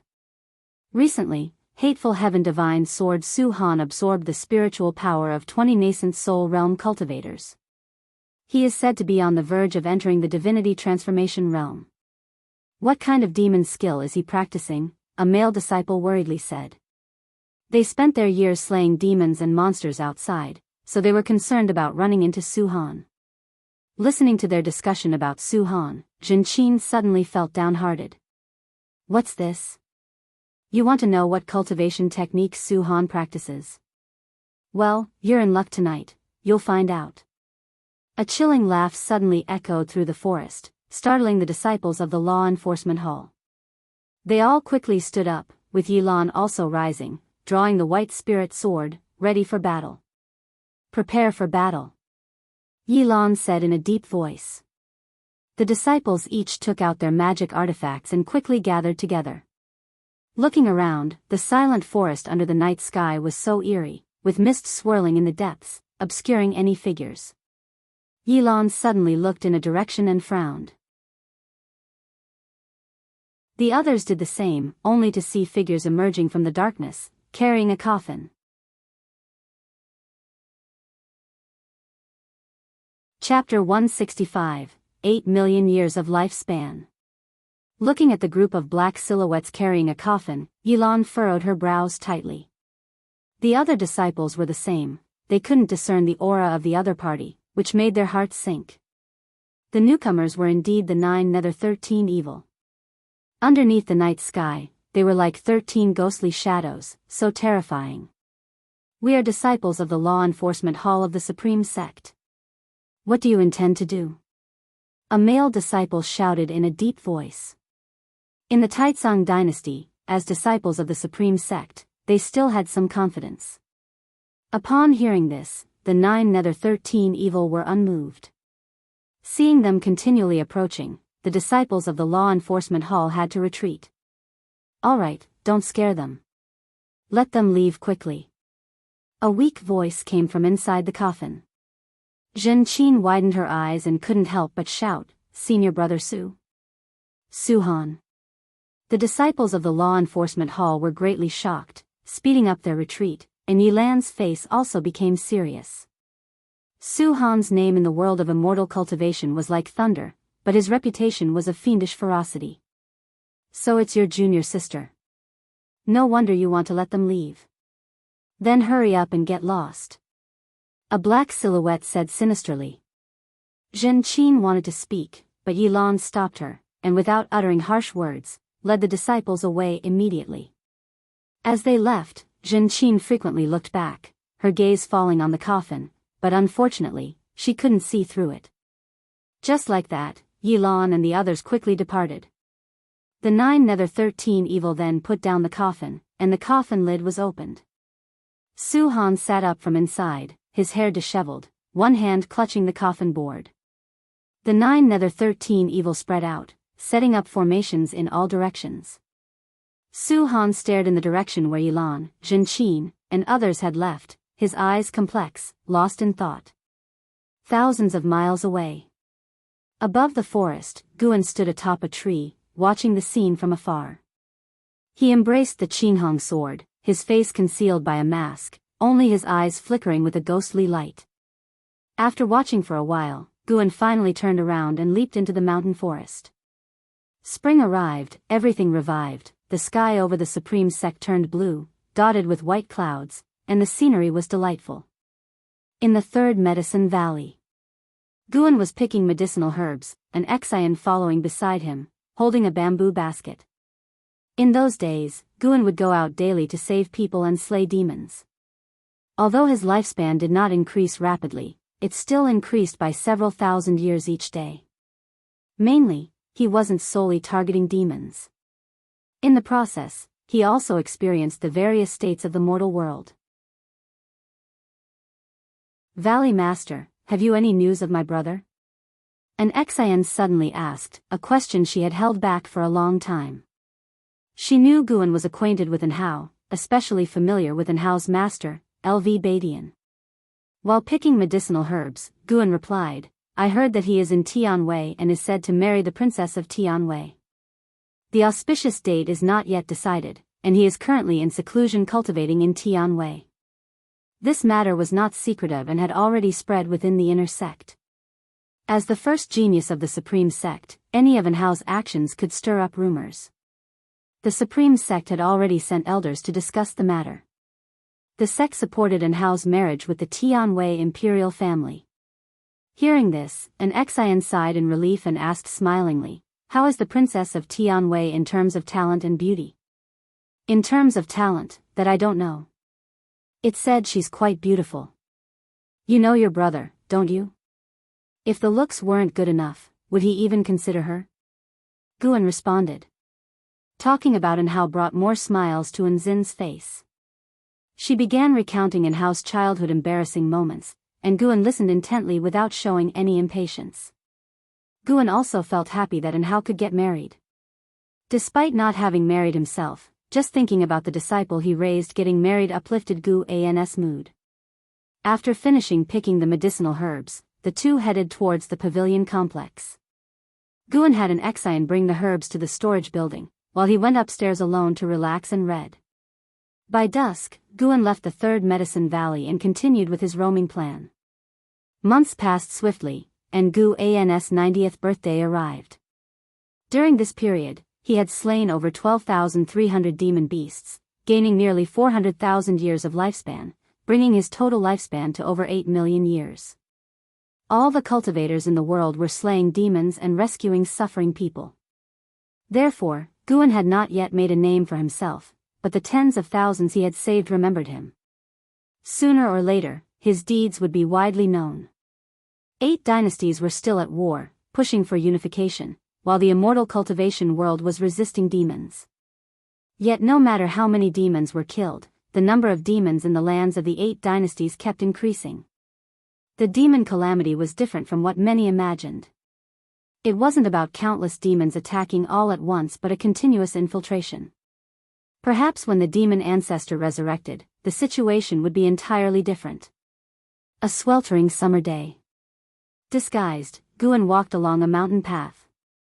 Along the way, there were many refugees, with sallow faces, dirty and disheveled, staggering along like walking skeletons. Even as they brushed past Guan, they didn't turn their heads, as if nothing mattered to them. Such situations were not new to Guan. These refugees' homes were likely destroyed by demons, forcing them to head to other cities. However, demons weren't the only troubles in these times. There were also evil people preying on the vulnerable. Looting was common. Guan had even killed several evil men who were assaulting women. Guan also did not look at the refugees. He was pondering a question. If he didn't have the ability to steal lifespans, how would he survive in this world? From the Holy Land nurturing demons to harm the living to the common folk suffering from demons and evil men. Even though Guan wanted to cultivate in peace, if he could do something within his power without endangering himself, he would still like to help. As he walked and pondered, he suddenly sensed an aura coming from the south. He ceased his thoughts and extended his divine sense. The divine sense of the 9th layer of the Nirvana realm swept over mountains and rivers, lakes and seas, arriving at the vast blue ocean. He saw a brilliant white light appear at the horizon, carefully observing. It was a series of white lotuses forming a staircase in the air, continuously extending forward, while the lotuses at the back disappeared. A Daoist was stepping on the white lotus steps as if an immortal walking in the mortal world. Mahayana cultivator. Finally, a Mahayana cultivator returned. Guan felt relieved. If he had to face the demon calamity alone, he would indeed consider fleeing with others. Relying on a lone individual's strength to avert the calamity of extinction would certainly attract the attention of all factions in the Seven Stars spirit realm and those hidden forces. They would investigate him madly. Even if he hid deeply, he couldn't guarantee they wouldn't find him. This didn't align with his cultivation philosophy. He needed others to share the burden, so he could act with less pressure. Subsequently, Guan quickened his pace and continued his demon-slaying plan. He didn't kill every demon he encountered, he only targeted those attacking villages and people. If he could earn hundreds of thousands of years of lifespan each year, it wouldn't take more than 3 years for him to break through to the next realm. Guan had high expectations for the second realm of the immortal path. The return of the Daoist lord of Sainthood sect. This news was like a bombshell, shaking the entire world of immortal cultivation. The news reached the supreme sect, and the disciples were thrilled. Legends about the Daoist lord started spreading wildly in various cities. When Guan went to the book collection hall at the outer sect to return books, he heard many disciples discussing the Daoist lord. Although information about the Daoist lord was scarce, one thing was clear, that Sainthood sect regarded him as a Mahayana cultivator. After years of calamities, Mahayana realm was no longer a secret in the world of immortal cultivation. It symbolized the pinnacle that mortal spirits could reach, representing the highest realm in immortal cultivation. With the return of the Daoist lord, various sects were actively contacting their long-out supreme elders, hoping for the emergence of a Mahayana cultivator. It's worth mentioning that this month, the Wuxia dynasty surrendered to the Taizong dynasty, which expanded its territory yet again, and Tianwei annexed the Great Zhao dynasty. Thus, the land of the once 9 dynasties turned into 6 dynasties.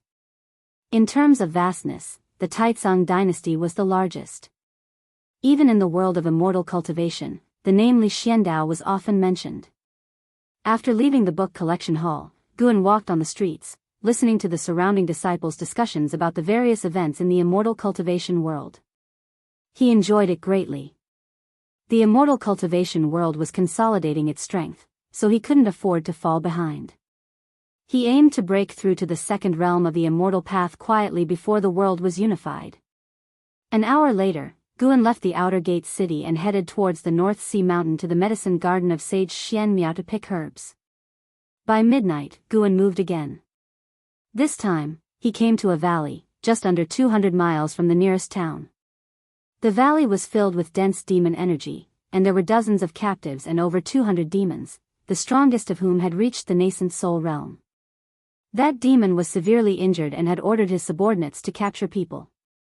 Guan stood on a cliff, overlooking the flickering firelight in the valley, suddenly capturing an aura, his eyes narrowing beneath the mask.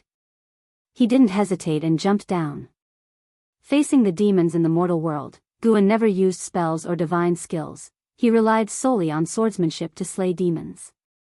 After half an hour, in the valley, dozens of raggedly dressed commoners knelt on the grass, kowtowing to Guan.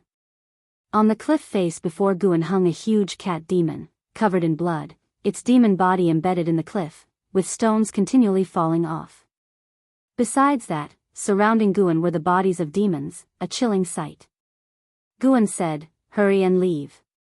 Upon hearing this, the commoners quickly got up and ran towards the valley entrance. Guan's gaze then fell on a shape-shifting demon beneath the cat demon's corpse, writhing on the ground. A woman suddenly turned around and said, "Benefactor, that demon was good to us, even trying to save us. Please don't kill him." As she spoke, the other commoners who were running away also stopped. Seeing the demon, they all spoke up, pleading for mercy.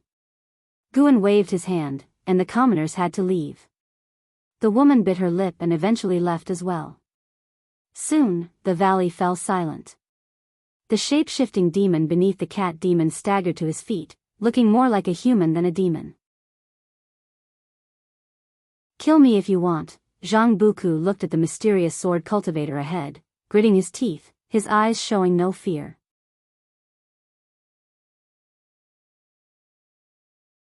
Chapter 166, The Appearance of the Green Hero. 9 Masters under heaven looking at the shape-shifting demon in front of him, with a stubborn expression, Guan's memories were stirred.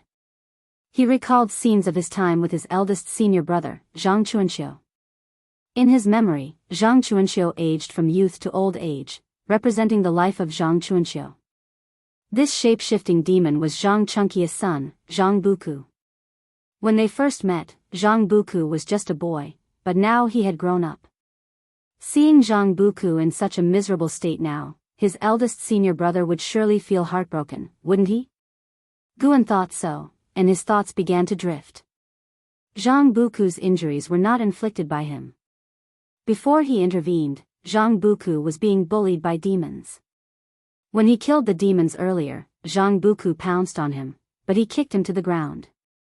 Zhang Buku could barely stand up until all the demons were dead. According to the words of those commoners, Zhang Buku had indeed not committed any evil deeds. But why did this kid have an attitude of seeking death? Guan raised the Qinghong sword in his hand, pointing at him, and asked, "Do you really want to die?" Zhang Buku did not hesitate, his face twisted in rage, and he lunged directly at Guan. Guan held the sword in a reverse grip, pressing the hilt against Zhang Buku's chest. His upper body leaned back, making Zhang Buku unable to reach him. Before Zhang Buku could change his move, Guan took off his mask and placed it on Zhang Buku's face. Zhang Buku instinctively retreated, then took off the mask, glaring furiously at Guan. As he was about to throw the mask at Guan, his eyes widened and he looked astonished. "Gu? Martial uncle?" Zhang Buku cautiously asked. Guan wasn't afraid of revealing his identity, because although the strength he displayed when slaying demons was strong, it was far from his true cultivation level. And only this way would Zhang Buku stop his attack. Guan asked with a smile, "Do you still remember me?" Zhang Buku wiped the blood off his face, excitedly replying, "Of course I remember. You even gave me a spirit energy elixir, how could I forget?" Guan sheathed his sword, then took out some healing medicine and handed it to him, instructing him to heal first. Zhang Buku did not refuse. He took the elixir and sat down to meditate, healing his injuries while watching Guan collect demon treasures. An hour later, the two of them came to a small river. Zhang Buku squatted down, beginning to wash his face, and clean his wounds in the process. After he finished cleaning, he turned to look at Guan, who had put the mask back on, and asked, "Martial Uncle Gu, why are you dressed like this?" He was no longer the ignorant boy of the past. After wandering the immortal cultivation world for so long, he was well aware of the supreme sect status. Within the Taizong dynasty, wherever the disciples of the supreme sect went, they were always honored. Guan replied, "In an era of chaos caused by demons, although I have the heart to save the suffering, I also fear trouble. That's why I wear a mask, not wanting to be recognized." Zhang Buku suddenly understood. He remembered his father's evaluation of martial Uncle Gu. Cowardly, cautious, yet possessing a warm heart. "Be sure not to tell anyone about what I did," Guan added. Zhang Buku chuckled, "Don't worry, I'm very tight-lipped. Besides, martial Uncle Gu just saved my life, how could I ever harm you?" Guan patted his head and asked, "Why were you mingling with those demons?" Upon hearing this, Zhang Buku's smile instantly froze, and he lowered his head. The night wind was hot, and Guan looked at Zhang Buku's back, sighing in his heart. There was no need to ask, Guan could guess his predicament. The union of human and demon, born in a human environment, but as he grew up, his demon energy increased. Humans would not tolerate him, and his views had been shaped by Zhang Chuanxiu. How could he integrate into the demon clan? Guan had previously heard those demons mocking him for his impure blood, which showed that the demon clan did not accept him either. "I recently acquired a cultivation technique, said to be from the Thousand Autumn Pavilion. As I am from a righteous path sect, I cannot cultivate it, so I might as well pass it on to you," Guan suddenly said, then took out a secret book from his storage bag. It was titled Demon Shadow Divine Skill. In reality, it was the cultivation technique for the 9 extremes yin-yang body. Upon hearing this, Zhang Buku could not help but raise his head to look. Staring at Gu An's outstretched hand, he felt a bit dazed. At 66 years old, only this martial Uncle Gu had cared for him without expecting anything in return. He stood up, hesitating. Guan directly stuffed the secret book into his arms, saying, "Take it, and remember, do not tell anyone that I gave it to you." Zhang Buku took a deep breath. He raised his eyes to look at Guan and asked, "Martial Uncle Gu, do you think I am human or demon? Why can't either humans or demons accept me?" Guan asked in surprise, "Who said neither can accept you?" "I accept you. Does it matter whether you are human or demon? Buku, the suffering you are enduring now may be due to a troubled world. Think of those people trapped in the valleys, how many can control their own fate? You can cultivate, which already surpasses 90% of living beings." Zhang Buku fell into a trance, thinking about those who were suffering. "What matters is not the identity you were born with, but the existence you want to become in this life," Guan said earnestly. Zhang Buku took a deep breath and said, "Thank you, Martial Uncle Gu, for your guidance." Guan feared that Zhang Buku might seek death, so he continued, "When your father was young, he always said how wonderful it would be if his spirit root qualification weren't poor. He also wanted to explore the world, to travel across Great Jianghu north and south, to reach the highest point and ask the heavens if there really were immortals. What you possess now is something your father could not touch in his entire life. Cultivate well, and immortal cultivation will guide you to find the meaning of life." Zhang Buku's maximum lifespan was 2,300 years. Even with half-demon blood, it proved that his qualification was not poor.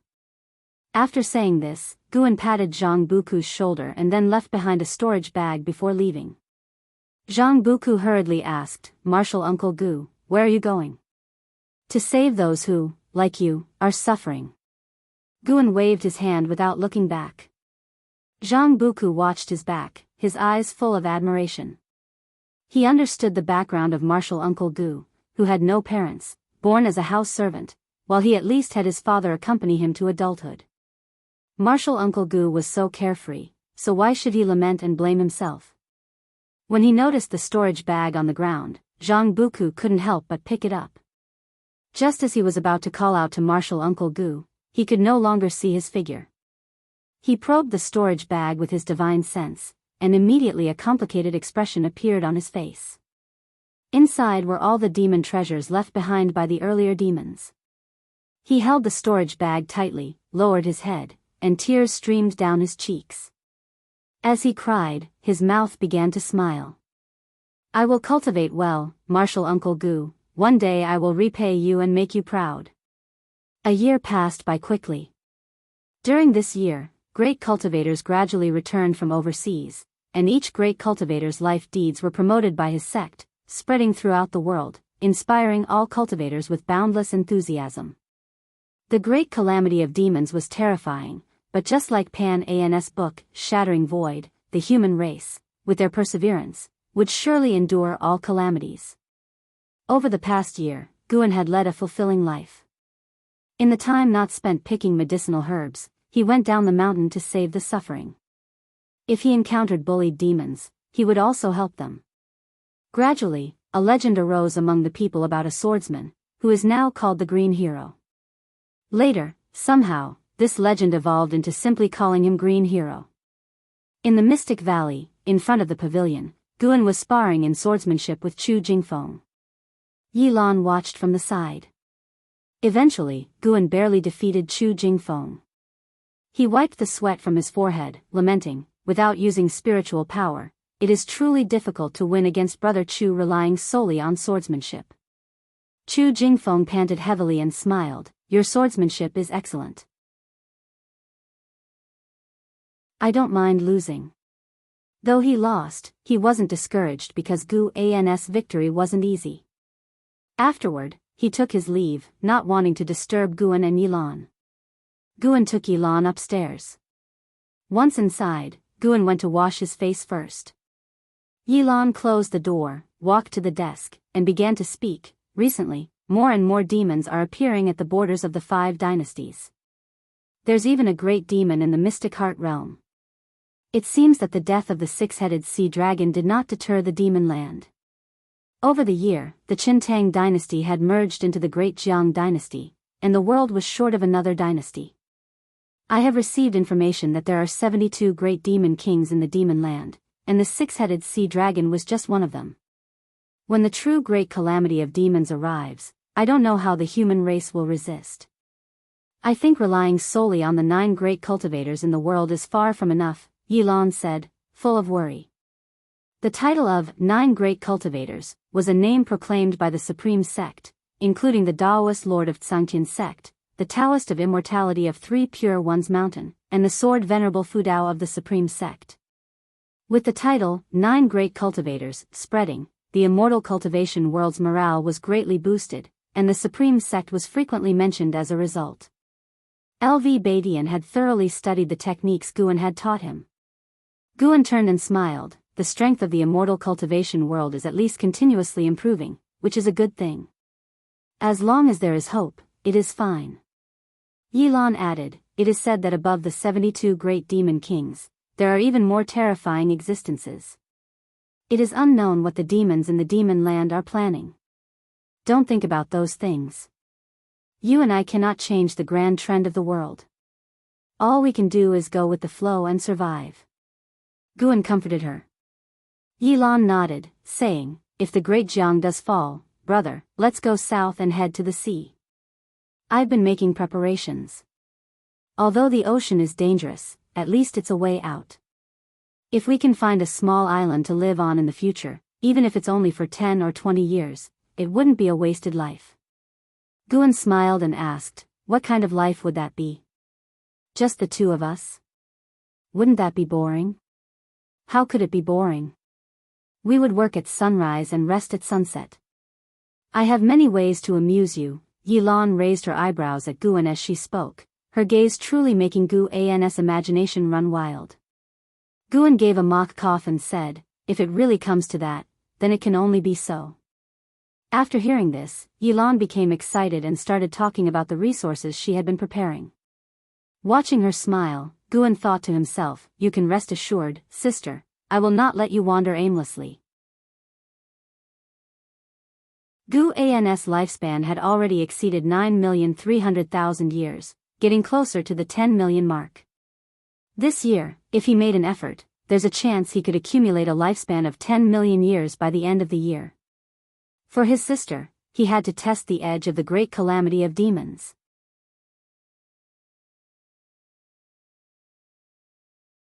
Chapter 167 Breakthrough of 10 Million Years Lifespan. The clouds churned ominously, the sky was darkened, the ground below crisscrossed with rivers of lava. From a high vantage point, it seemed as though the earth had cracked open, with a searing hot air filling the space between heaven and earth, and a demon fog swirling with embers. Volcanoes stretched endlessly into the horizon, some still erupting. Within the mountains, countless demons twisted and soared. Fish even leaped from the lava, causing bones to rise and fall.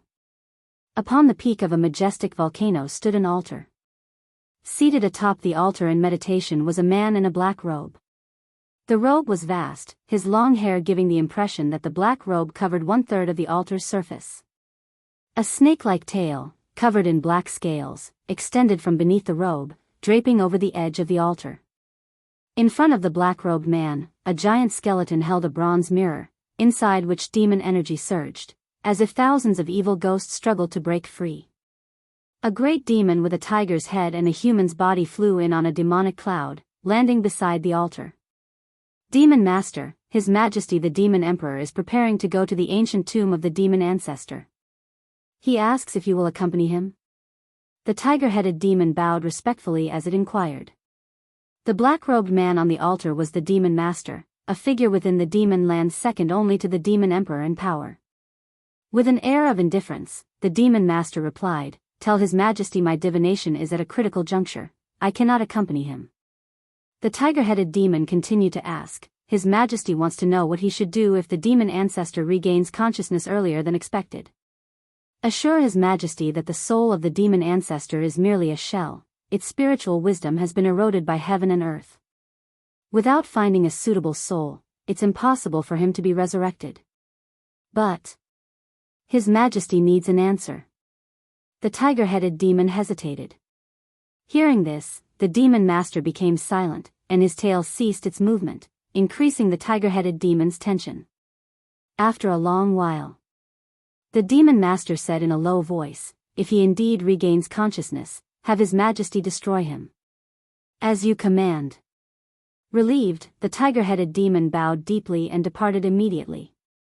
Once the tiger-headed demon disappeared into the horizon, the demon master slowly raised his head, revealing a nightmarish face. Half of it was just bare bones, his eyeballs seemed on the verge of falling out, and two dagger-like fangs protruded from his mouth. With blood-red pupils, he gazed into the bronze mirror ahead, mumbling to himself, "Why have the fates changed?" In the late autumn, in the book collection hall of the inner sect, Guan arrived on the third floor and found Elder Su Lu, asking, "Recently, a batch of disciples from overseas has returned, including a supreme elder. Is there an ocean map available?" Su Lu raised his eyes to look at him, smiling as he said, "You've already asked 3 times. It seems your patience has paid off." He opened a drawer, took out a jade scroll, and said, "The map is here. Use your divine sense to read it, but you can't take it away. You have to look at it here." "Thank you, Elder." Guan quickly expressed his gratitude, then picked up the jade scroll and walked to a nearby chair. He did not fear suspicion. If anyone investigated, he could present himself as Pan, and Pan An's justification would be sufficient. Gu An's lifespan was already 9,995,000 years, just 5,000 years short of the 10 million year mark. In his current situation, 5,000 years of lifespan was no problem at all. If he waited a month, he would achieve it slowly, or he could expedite it by harvesting heavenly treasures from the Starmaster Cave. Sitting down, Guan focused his divine sense into the jade scroll. Soon, he saw the vast ocean from a high perspective, seeing the edge of the Taizong dynasty, leading down into the ocean. The edges of the map were shrouded in dense fog, signifying the unknown. From a macro view, the ocean seemed devoid of landmasses larger than this continent, with only islands of various sizes, some as large as the Taizong dynasty.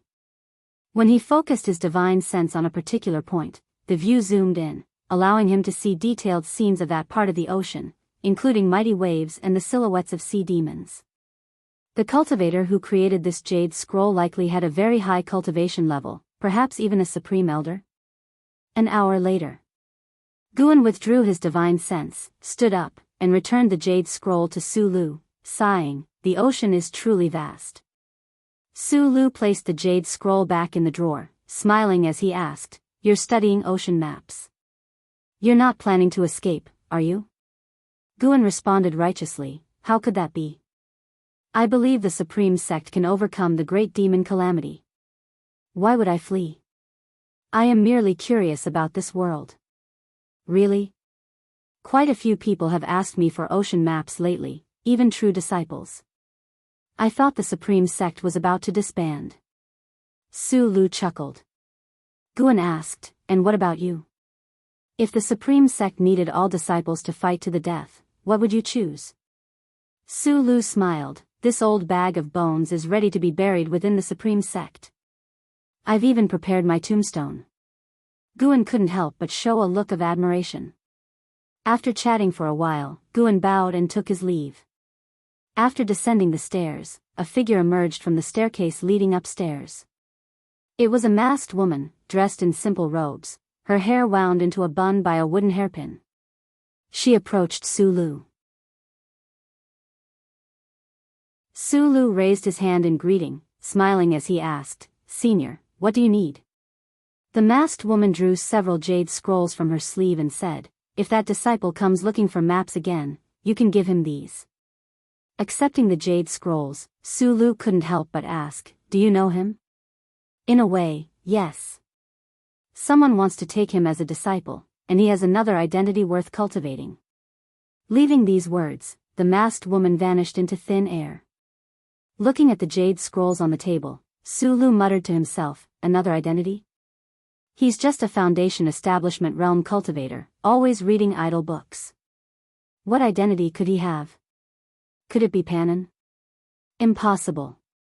How could Panin enjoy reading Daoist Zunshan's books? Is he the author of the Supreme Secret Records, writing under his real name? Winter set in, bringing late snowfall this year. After nightfall, Guan first went to the Mystic Heaven Cave mansion to harvest a batch of medicinal herbs and then replant them. Leaving the Mystic Heaven Cave mansion, after a few steps, he arrived at the Nianshu Cave on Heavenly Phoenix Mountain. Tian Yaoer was practicing the Limitless Freedom step, her figure moving deftly. Despite the short distance, the divine skills were already evident in her movements. This demoness comprehension was indeed high, but to reach 100 miles in one step, or even 1,000, would require many more years. As for achieving Guan's level, he currently saw no hope. With just a glance, Guan turned and began gathering medicinal herbs. Tian Yaoer spotted him, her face lighting up with delight as she quickly rushed over. A fragrant breeze hit Guan, and Tian Yaoer hugged him, rubbing her face against his chest, causing him some exasperation. Why was this girl getting more and more clingy? Why do you suddenly have a fragrance? Guan asked, raising an eyebrow, lightly patting Tian Yaoer's thigh as she became even bolder. Hugging was one thing, but using her legs to rub against him was too much. Tian Yaoer looked up, giggling, I don't know either. Maybe it's my natural scent. Master, do you like it? Guan pressed his hand to her forehead, pushing her away. It's passable. I have to pick herbs, so you keep practicing. Guan was sincere. Although Tian Yaoer smelled good, it didn't stir his heart. Tonight he would reach his 10 million year lifespan. Tian Yaoer didn't listen but followed him, asking about his preferences while he harvested. Guan absent-mindedly responded, his thoughts already drifting overseas. He had begun to envision higher realms. After a while, Guan suddenly sensed something, pausing briefly before continuing his harvest. His divine sense reached out beyond Nianshu Cave, scanning the distance. In the darkness, demon fog swirled, and beyond the mountains, colossal creatures moved. Upon closer inspection, he saw a group of cultivators besieging an ancient species 1,000 feet tall, causing the earth to tremble. The ancient species resembled a turtle, with a mountain, which was also a volcano, on its shell and 3 snake-like heads continually spewing demonic flames. Among the besieging cultivators, someone familiar caught his eye. Ji Xiaoyu. Why was she near Heavenly Phoenix Mountain? Ji Xiaoyu's cultivation level had reached the nascent soul realm's 7th layer. The cultivation levels of those with her were all at least divinity transformation realm, numbering 27, including one mystic heart realm cultivator watching from afar. Guan could sense a demonic energy approaching from the distance, a cultivation level at the mystic heart realm's 5th layer. Were these cultivators from the 7-star spirit realm? Guan pondered quietly, without pausing in his actions. Before long, the Mystic Heart Realm Great Demon attacked, forcing the Mystic Heart Realm Cultivator to intervene. A battle between Mystic Heart Realm cultivators erupted, prompting Ji Xiaoyu and the others to retreat from the battlefield. Seeing the evenly matched Mystic Heart Realm battle, Guan retracted his divine sense and continued gathering medicinal herbs earnestly. After a while, Guan abruptly stopped as 2 notifications appeared before his eyes. Your lifespan has first surpassed 10 million years, activating the lifespan fusion function, lifespan fusion. Consume lifespan to break the rules of heaven and earth and the laws of the heavenly Tao, fusing different divine skills, spells, and powers. The consumption is determined by the fused objects, fusion. Guan's first thought was of his 5 elements treasure body. He could finally fuse its cultivation technique into the 5 elements skill. Expectancy shone in his eyes. Master, why did you stop? Asked Tian Yaoer nearby. Guan replied, I was wondering if the amount of herbs has decreased, worried you might be stealing some. With that, he continued picking herbs. Tian Yaoer grew anxious, swearing she hadn't stolen any. Guan teased her for a bit before assuring her he was joking.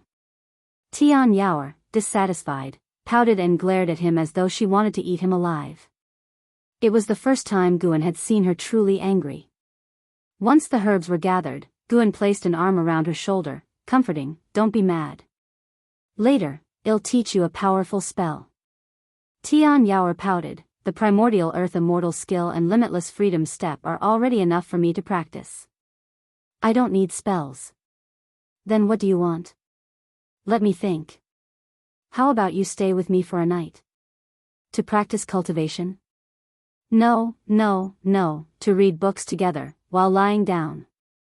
Hearing this, Guan immediately sensed something amiss. This girl was getting bolder.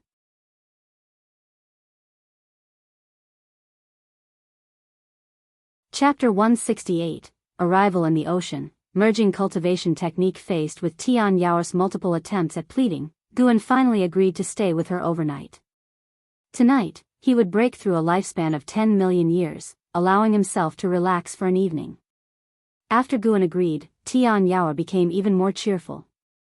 To celebrate reaching a 10 million year lifespan, Guan also returned to Mystic Valley to fetch some lamb for a barbecue, which moved Tian Yaoer greatly. She even thought Guan was commemorating the special day.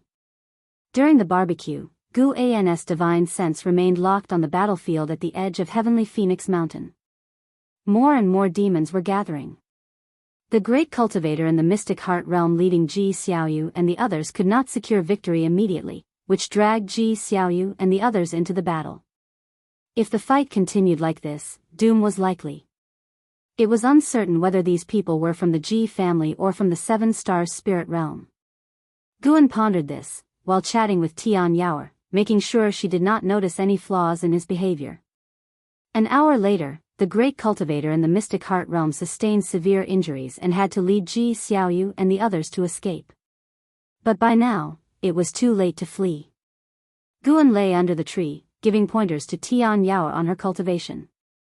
Tian Yaoer was continuously practicing the limitless freedom step in front of him. Occasionally, he gave his critiques.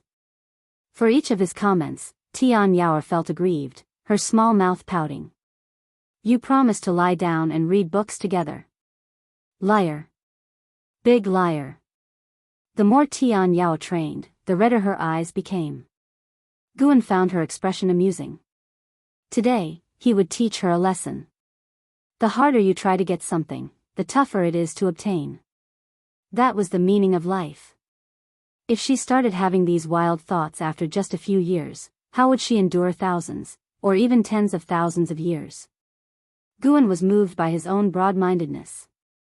Tian Yaoer was indeed lucky to have met him. If it were another master, she would be doomed. Under the black sky, Ji Xiaoyu, clad in black, was fleeing quickly through the wilderness haunted by monsters and demons. Upon seeing her figure, these creatures all charged toward her.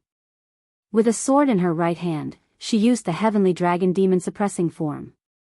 A golden dharma aspect appeared behind her, and golden dragons emerged from it, massacring demons and monsters from all directions. Soon, she dissolved the heavenly dragon demon suppressing form and slew demons and monsters with her sword. She could no longer tell directions and could only run in a single direction. She did not know how much time had passed. Ji Xiaoyu's spiritual power depleted. As she ran, she took spirit energy elixirs, but the spiritual power provided by these elixirs was completely inadequate for fighting. She stopped beneath a hill, swiftly took out small flags and talisman papers, and within 5 breaths, set up a formation, becoming invisible within a circled area. She sat down to meditate, beginning to cultivate energy. Demons flew over her head, unable to see her form.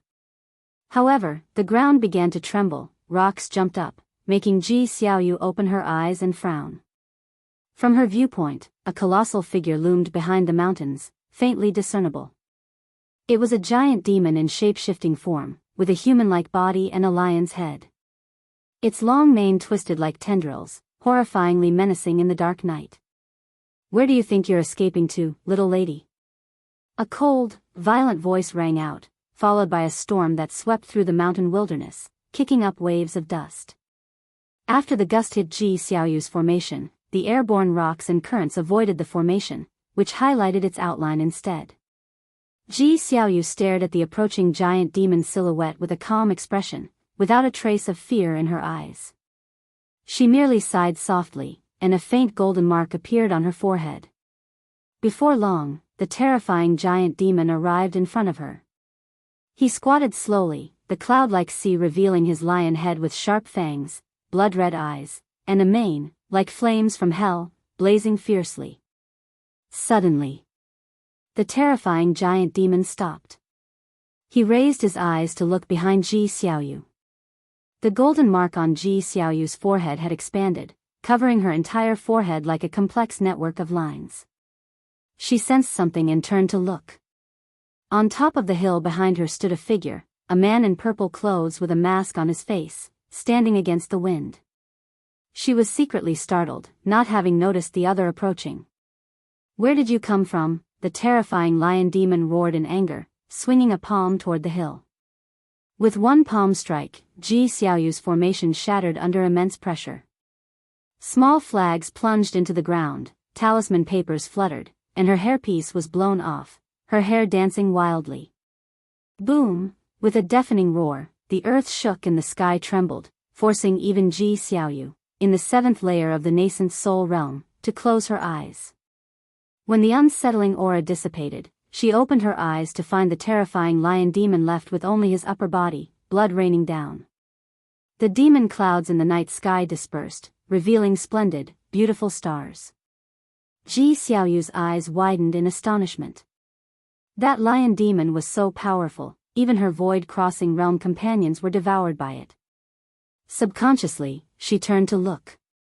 The mysterious man still stood on the hill, his arms hanging naturally, as if he had not been the one to strike. The man was none other than Guan. To avoid being recognized, Guan had made his figure larger, taller by one head, with disheveled hair and an almost invisible aura. He didn't use the 9 extremes yin-yang body because news of Sword Venerable Fudao mastering the demon's shadow divine skill had already spread. He didn't want Ji Xiaoyu linking him to Sword Venerable Fudao. Ji Xiaoyu quickly stood up and bowed to Guan, saying, "Thank you for saving me, senior." "Why is a Ji family disciple in the demon land?" Guan asked in a hoarse voice, easily reminiscent of a weathered man in his 40s or 50s. Killing that great demon had granted him 600 years of lifespan, a tremendous bounty. Ji Xiaoyu replied, "I followed the 7 stars spirit realm for training." "Does senior have any relationship with my family?" Guan appeared in front of Ji Xiaoyu out of thin air, placing a hand on her shoulder, and said, "Let's talk in another place." Before Ji Xiaoyu could respond, everything blurred before her eyes. The long-distance space shift made her uncomfortable, unable to move. A few moments later, she felt her feet touch the ground. Opening her eyes, she found herself in a cave. The space here was not large, with layered rocks, a mountain wall in front of her pouring underground water, making it very humid. Looking up, she saw numerous crystal stones hanging from the ceiling, emitting various lights that illuminated the cave. "Stay here to heal." Guan left this message before disappearing into thin air. Ji Xiaoyu stood silently. She extended her divine sense, finding the cave over 1,000 zhang beneath the surface, filled with spiritual energy, perfect for healing. Although she did not know who the person was, given the means he displayed, she understood she couldn't escape. The person seemed to have no malicious intent. Otherwise, she was now exhausted, a prime time to attack her. Ji Xiaoyu sat cross-legged and began to cultivate energy to restore her spiritual power. On the other side, Guan returned to Heavenly Phoenix Mountain. Tian Yao was sulking, but seeing him with 2 bottles of fine wine, she immediately beamed with joy. Since the last time she got drunk, she had fallen in love with alcohol. Half an hour later, Tian Yao was drunk and lying on Guan's lap. Guan patted her back, a smile on his face. In the morning, Guan did not immediately return to the Supreme Sect nor look for Ji Xiaoyu, as she would not recover her spiritual power and injuries in just one night. He went directly south, flying toward the ocean. Utilizing the 9 extremes yin-yang body, he transformed into a shadow form, then performed the limitless freedom step to swiftly leave the Taizong dynasty and enter the ocean. The vast sea and open sky widened Gu An's view, lifting his spirits. His figure constantly shifted, moving quickly above the sea of clouds. On the ocean, a large ship sailed quickly. On the deck lay a man in green robes, lying on his back with a book in his hands. Suddenly, he saw something, sitting up abruptly. However, upon closer inspection, he found nothing in the sky. "That's odd, did I see wrong?" The man in green frowned deeply. He lost interest in reading, putting his book, The Investiture of the Gods, back into his storage bag before walking to the bow of the ship, gazing into the distance. The ocean stretched endlessly, but he could already feel the breath of his homeland.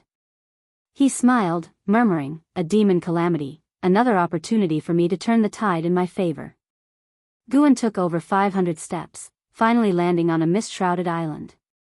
The island was vast, sparsely populated with living creatures, with only 6 islands within 10,000 li, perfect for his breakthrough. He quietly slipped into the forest, sitting under an old tree, and immediately activated the lifespan barrier. He pulled up his attribute panel, seeing his lifespan of 10,010,000 years, a smile forming on his face. First, upgrade his cultivation technique. Guan began using the lifespan fusion function, merging the primordial earth immortal skill with 4 basic cultivation techniques of different attributes. Due to the significant difference between these 5 techniques, forcibly merging them will not necessarily exceed the most powerful technique. "Do you wish to continue?" "What? Did it mean the fusion would take an average?" Guan cursed inwardly. Was this a way to waste his lifespan? Fortunately, he prepared other techniques. Over the years, he had killed countless enemies, searched many souls, and transcribed many techniques himself, just in case. He immediately took out 4 high-rank techniques, starting to cultivate them one by one. He did not need to abandon his original cultivation, nor did he need to cultivate other attributes of spiritual power. He only needed to run through the sorcery once, allowing the techniques to enter his attribute panel. After half an hour, Gu An's attribute panel showed 4 more techniques. He intended to upgrade them one by one but received a prompt: the technique's attributes conflict. Please choose to abandon and start anew, or forcefully integrate, with a risk of deviation. Damn! Even with a golden finger similar to a system, he could still risk deviation. Guan had no choice but to enable the lifespan fusion function, merging these 5 techniques. Fusion will cost 500,000 years of lifespan. Do you want to continue? This costs 500,000 years? Guan suppressed his heartache and chose to continue. You invested 500,000 years of lifespan to merge the primordial earth immortal skill, karma fire dark sky skill, golden light spirit body art, vast earth vital energy skill, great cold heaven sorcery. Fusion successful. You comprehended 5 elements Daoist skill.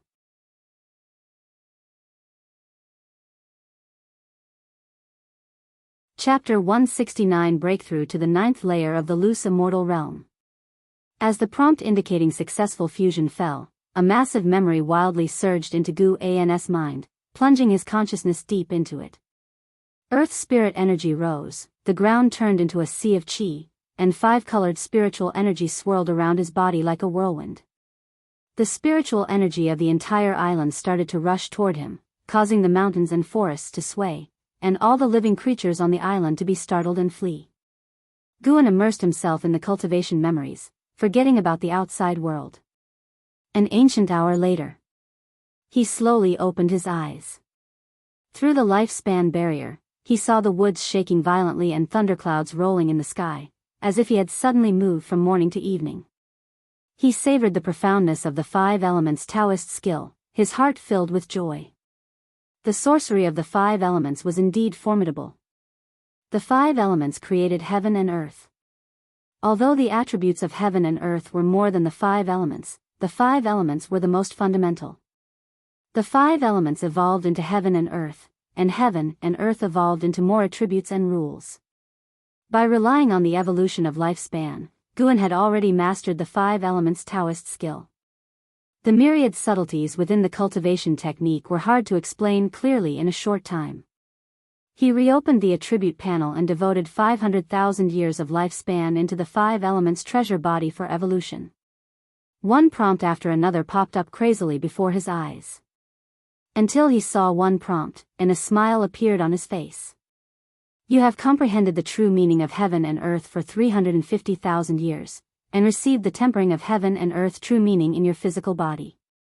Your root bone has transformed, and your 5 elements treasure body has advanced to the innate Taoist body.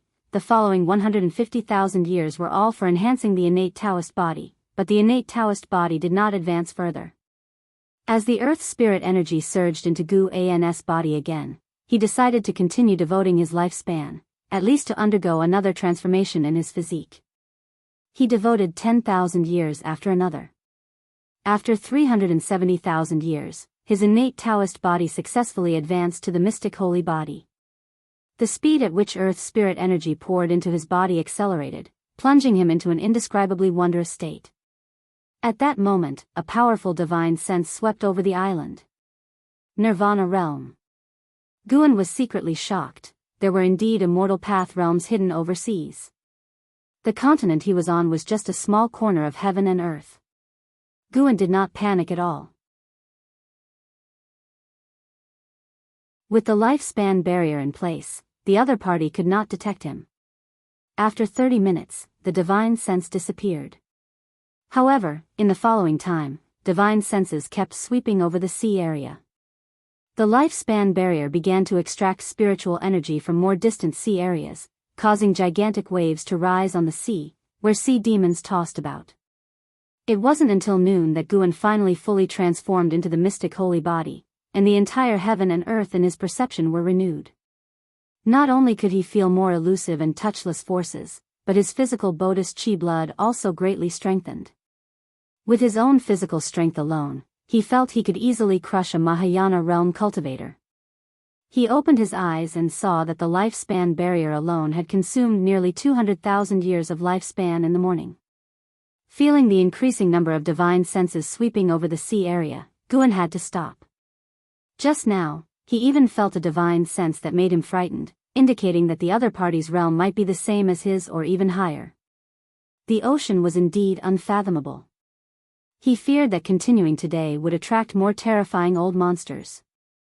He decided to change locations and continue later. Maintaining the lifespan barrier, Guan focused on the attribute panel, thinking about what to enhance next. The cultivation technique could be upgraded another level, and he could choose one divine skill or ultimate skill, as there was no need to enhance too many combat methods at one time. The many divine skills, spells, and ultimate skills he possessed were already very advanced, each alone was rarely seen in the world. It wasn't until evening that Guan left the island, heading quickly eastward. He took 500 steps of the limitless freedom step continuously before stopping. This time, the island he stayed on was very small, with no demons, only creatures without spiritual wisdom. Guan activated the lifespan barrier and, after sitting down, pulled up the attribute panel. He devoted 200,000 years of lifespan into the 5 elements Taoist skill.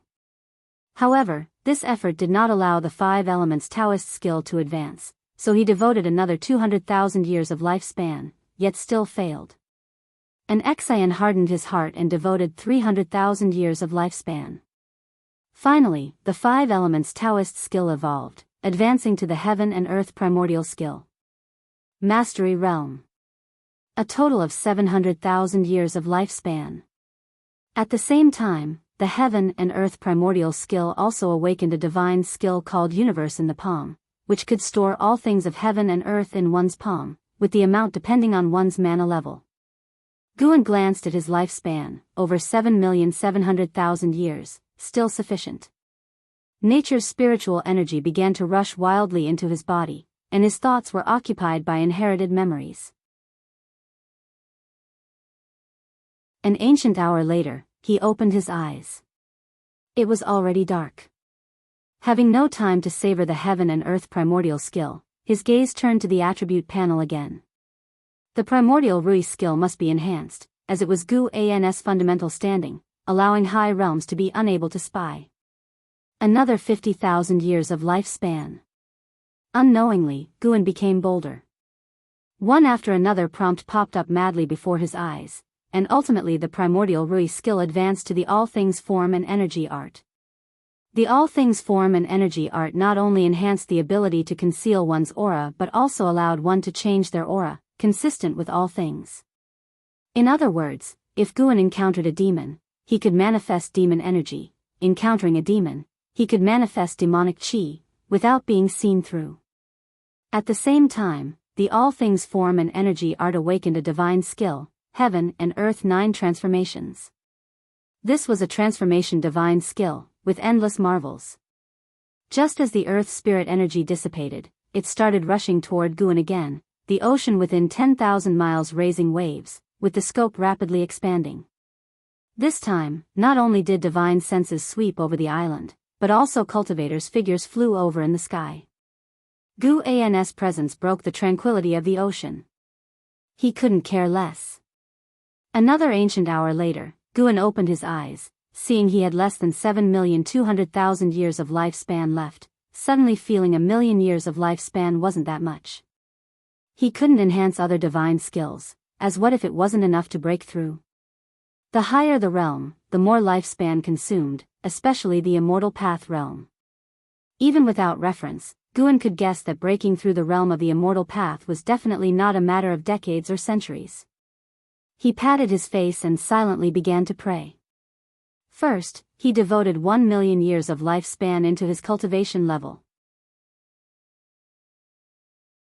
Due to your reconstruction of cultivation techniques, you start from the energy cultivation realm comprehending the heaven and earth primordial skill. You cultivated chi absorption for 1 year, and your cultivation level restored to the foundation establishment realm. You cultivated chi absorption for 3 years, and your cultivation level restored to the core formation realm. You cultivated chi absorption for 5 years, and your cultivation level restored to the nascent soul realm. You cultivated chi absorption for 500 years, and your cultivation level restored to the Mahayana realm. You cultivated chi absorption for 5,000 years, and with great accomplishments in the heaven and earth primordial skill, you forcefully attacked the loose immortal realm and started tribulation crossing. But you did not endure the 5 mystical heavenly tribulation of the heavenly Tao. Tribulation crossing failed. You cultivated chi absorption for 10,000 years, and with great accomplishments in the heaven and earth primordial skill, you forcefully attacked the loose immortal realm again, but did not endure the 5 mystical heavenly tribulation of the heavenly Tao. Tribulation crossing failed.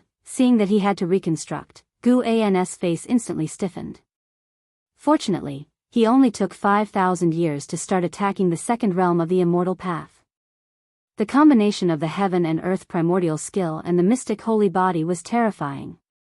One must know the lifespan evolution consumed more lifespan than real-time cultivation. Why more?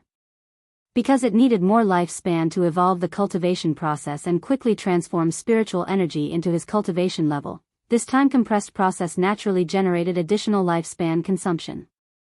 Guan gained infinite confidence in his current skill and foundation. 5,000 years for 1 tribulation crossing? Piece of cake. Failure, failure, failure. A series of failure prompts appeared before Guan's eyes, and he remained unfazed, as he still had plenty of lifespan left. The cultivation speed had increased, but tribulation crossing was a different matter. Guan was already prepared for many failures. 1,000,000 years of lifespan was enough for him to fail 200 times. Couldn't be that unlucky, could he? As Guan watched, his face really did darken. What exactly was the 5 mystical heavenly tribulation of the heavenly Tao? Why was it so outrageous? Guan thought of the previous heavenly tribulations he had endured. He had found no relevant records in the book collection pavilion. Others faced various minor heavenly tribulations, but for him, every heavenly tribulation seemed incredibly terrifying. He suspected it had to do with his physique and cultivation technique. Enhancing physique and cultivation technique, although it could accelerate cultivation speed, also increased the difficulty of tribulation crossing. Immortal cultivation was truly defying the heavens. However, during the evolution cultivation, he purely relied on himself to cross the tribulation without any assistance from external items, so it didn't matter if he failed. As long as he could break through, no matter how much lifespan it cost, it was worth it.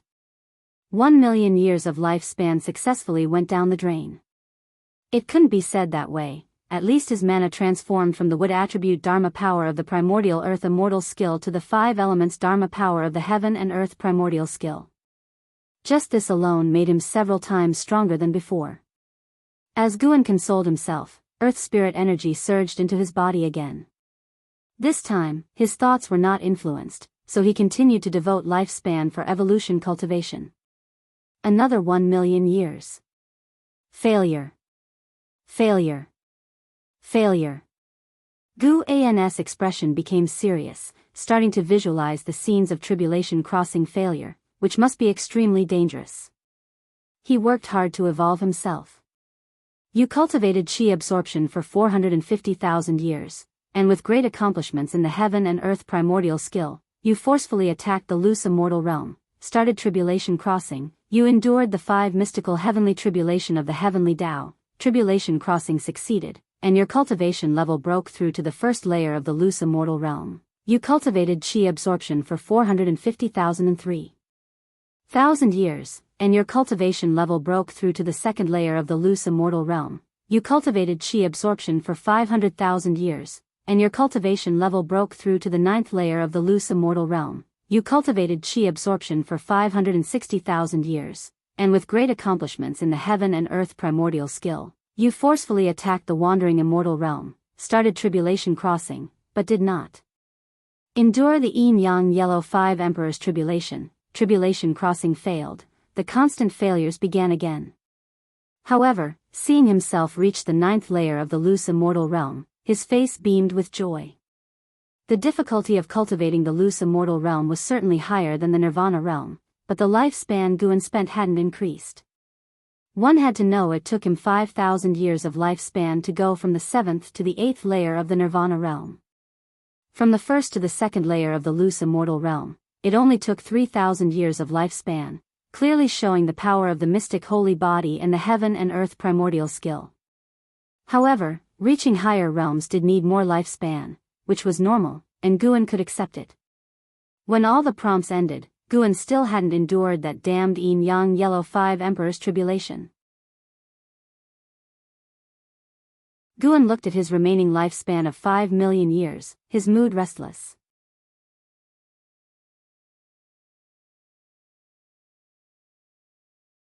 Chapter 170, 9 Layers of Wandering Immortal. Roaming the heavens and earth, it took Guan a full 4 hours to advance from the 9th layer of the nirvana realm to the 9th layer of the loose immortal realm.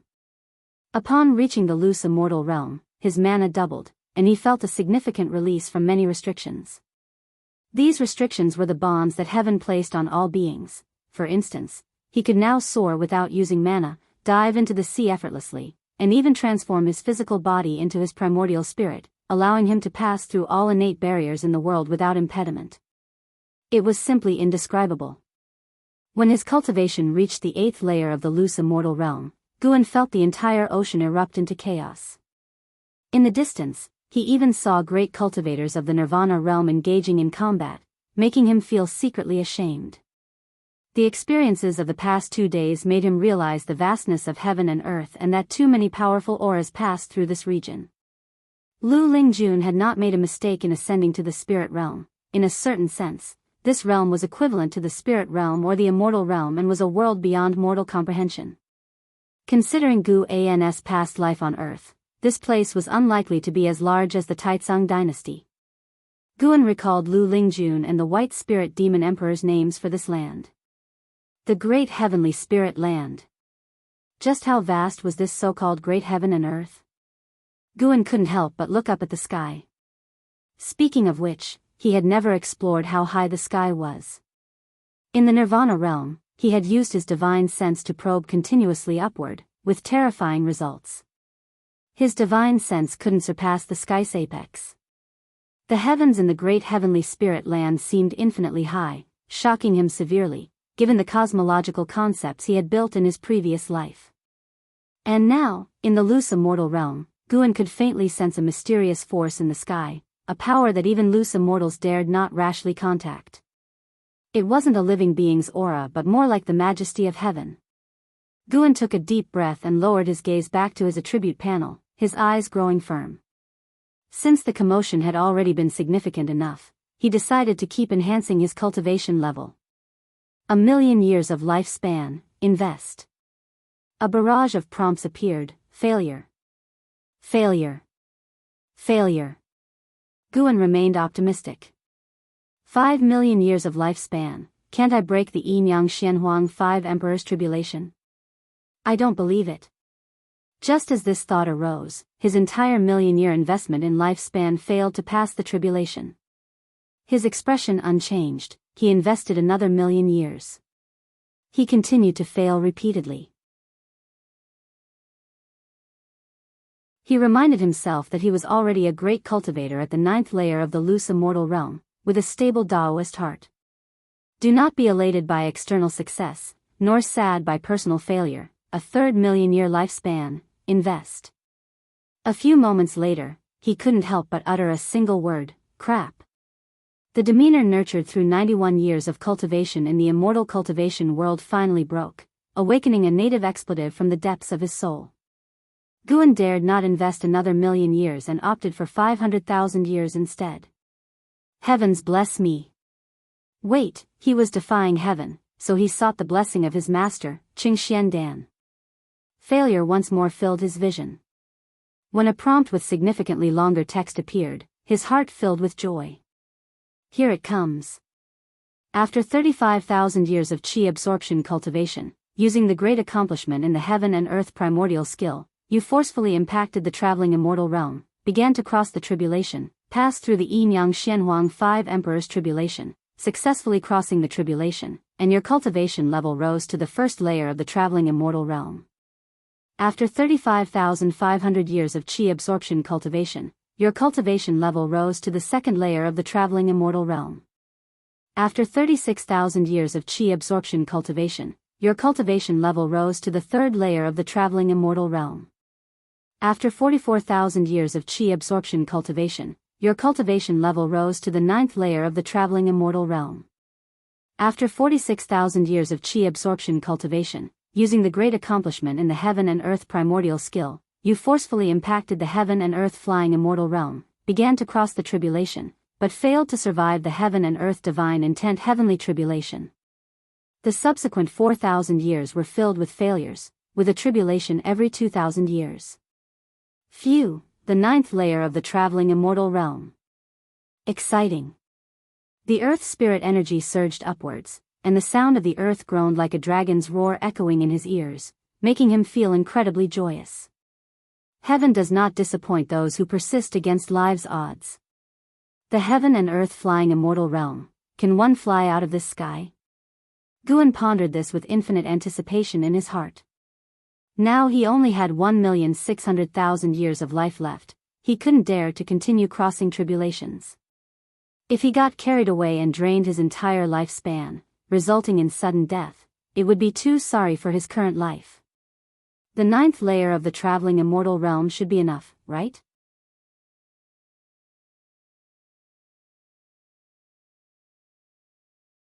When Guan opened his eyes, he had already reached the first layer of the traveling immortal realm, discovering himself at the sea floor.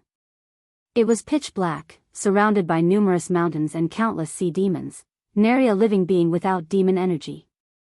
Being in such an environment was inevitably frightening. Fortunately, Guan sensed no aura of the traveling immortal realm. If a traveling immortal showed up, he would have to go all out next. From the first to the 9th layer of the traveling immortal realm required even more vast spiritual energy. The lifespan barrier continually drew earth spirit energy, causing even the sea floor to tremble slightly. An hour later, Guan sensed intense activity in the distance, as if an underwater volcano erupted. Amidst the scorching seawater, an aura from the loose immortal realm emerged, chaotic and agitated. He vaguely heard a shout. Ha ha ha, the Daoist has finally broken free. 7 stars spirit realm, just you wait. Upon hearing this, Guan was secretly delighted. Could it be that he rescued an enemy of the 7 stars spirit realm? He now regarded the 7 stars spirit realm as his imaginary foe. If more enemies of the Seven Stars spirit realm appeared, he would naturally be pleased. Even with the cultivation of the 9th layer of the traveling immortal realm, Guan had no plans of single-handedly challenging the Seven Stars spirit realm. At least there needed to be someone openly sharing the burden of attention. He could venture into the Seven Stars spirit realm and deal with the strongest enemies, but couldn't let everyone think he alone took it down. The Seven Stars spirit realm had existed for so many years. Who knew what connections it had across the ocean? The ocean was not short of immortal path life forms. Resolving this calamity surely meant another was on the horizon. Life was always filled with difficulties. If Guan could slow down each phase, it would be beneficial for him. Guan contemplated no further. As long as no one disturbed him, he could find peace even at the sea floor. He pulled up his attribute panel. The lifespan barrier rapidly consumed his lifespan. He had about 1,500,000 years left. After some thought, he decided to enhance his swordsmanship. He had hesitated to do so before, fearing an insufficient lifespan, but now, with a remaining lifespan, he could proceed. He previously hesitated to upgrade the wood spirit sword technique. Now possessing the 5 elements skill, there was no need to upgrade the wood spirit sword technique. He continued to enhance the Taitsang Divine Shocking Sword. This was the signature sword technique of Sword Venerable Fudao. More and more people recognized the Taitsang Divine Shocking Sword, which wasn't a good thing. He had to create a sword technique unheard of by the world. Let's start with a test of 200,000 years. Guan invested his lifespan into evolving and practicing the Taitsang Divine Shocking Sword, and a series of prompts appeared. 8,000 years later, the Taitsang Divine Shocking Sword was elevated to the vast star-suppressing heaven-boundless sword. The remaining 12,000 years were used to bring the vast star-suppressing heaven-boundless sword technique to the peak creation realm. Vast memories then flooded Guan's mind. The vast star-suppressing heaven-boundless sword used the stars to evoke sword intent, capable of suppressing heaven and earth, its sword chi boundless and immense, already containing the mysteries of great divine power. Half an hour later, Guan opened his eyes, brimming with determination. What a domineering vast star-suppressing heaven-boundless sword. With this sword unleashed, all sword cultivators under heaven would likely bow in submission, not daring to imagine surpassing his sword Dao. Guan was already fantasizing about the influence this sword technique's display would have. However, it couldn't be used recklessly. It had to be unveiled at a crucial moment. He smiled. The 9th layer of the traveling immortal realm, mastering the heaven and earth primordial skill and the vast star-suppressing heaven-boundless sword, possessing the mystic holy body, how could a demon emperor withstand a few of his moves? Could the demon ancestor about to be resurrected threaten him? Sorry, junior sister, but your senior brother is unwilling to see you cast away on a deserted island. Guan slowly stood up and closed the lifespan barrier. With one step, he emerged from the sea and arrived tens of thousands of miles high in the sky. In an instant, his divine sense captured the aura of Xiaochuan in the Supreme Sect's 3rd Medicine Valley. This overwhelming feeling of power gave Guan tremendous joy. With one stride, he arrived above the Supreme Sect.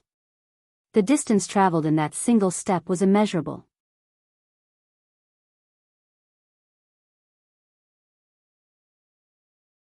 Chapter 171, named Holy Land. Actually, Demon Cave. The Supreme Sect under the night sky was serene and peaceful.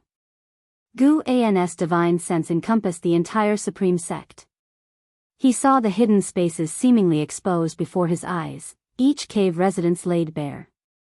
There were even small realms similar to the manifest Holy Cave, though those small realms were far less extensive than the Starmaster Cave.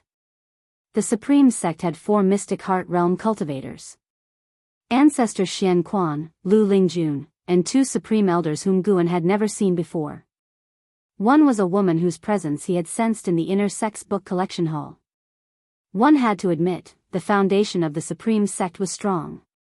Guan noticed LV Badian practicing energy in his cave, seemingly still striving to break through to the mystic heart realm. LV Badian treated Guan well.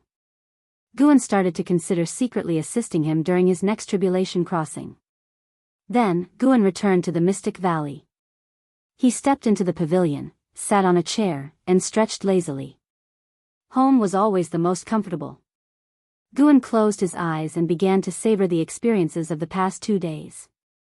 The mysteries of the wandering immortal realm, the vastness of the heaven and earth primordial skill, and the wonders of the mystic holy body, too many things were worthy of reflection and appreciation.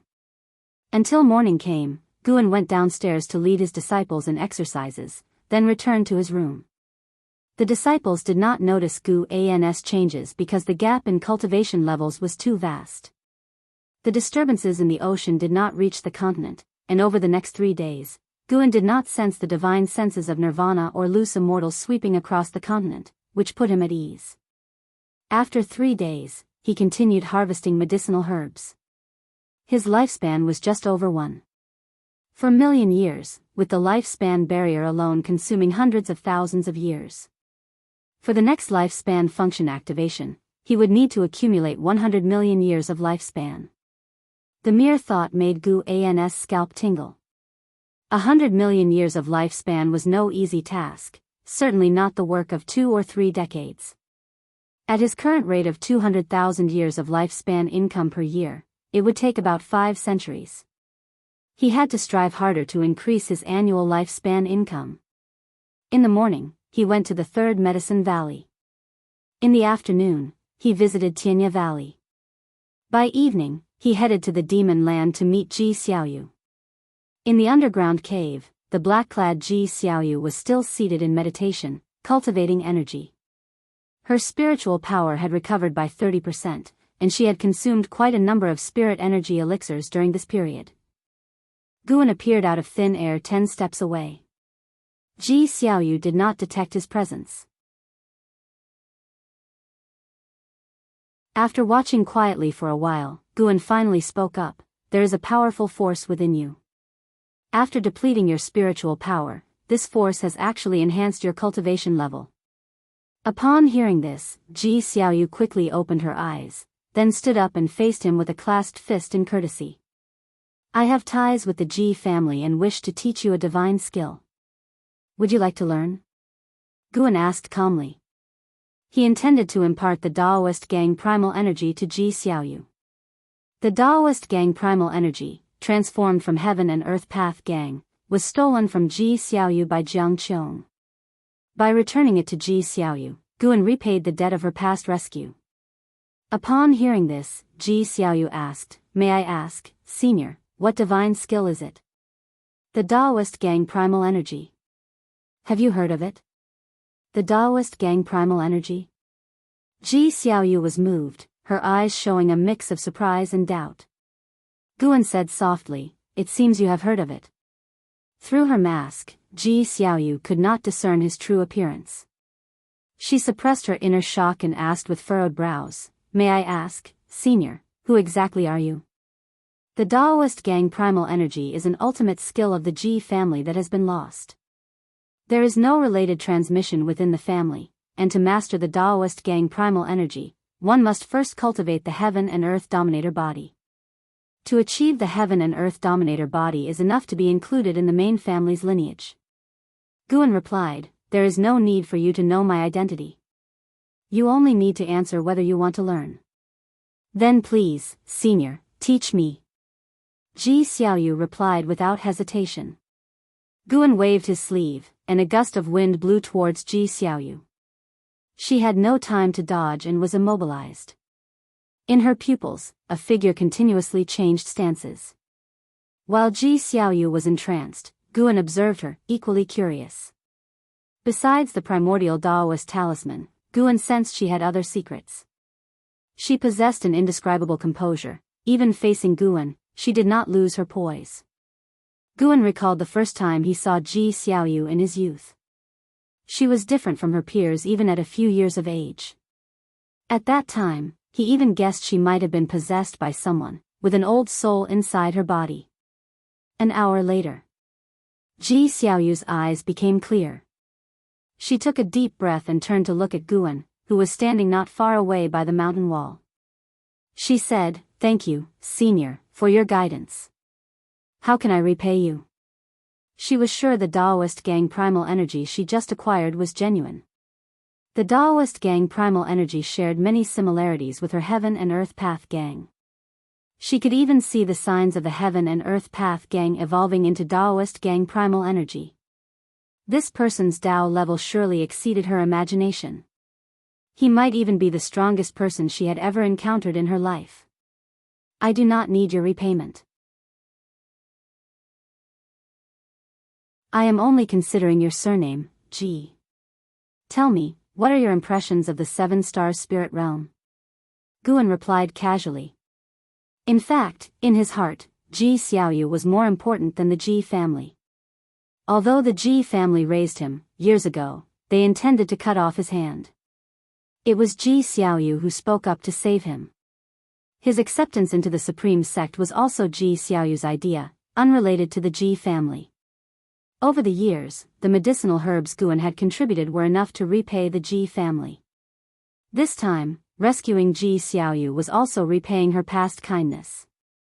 At least in Gu An's mind, he and the Ji family, including Ji Xiaoyu, were even in grace.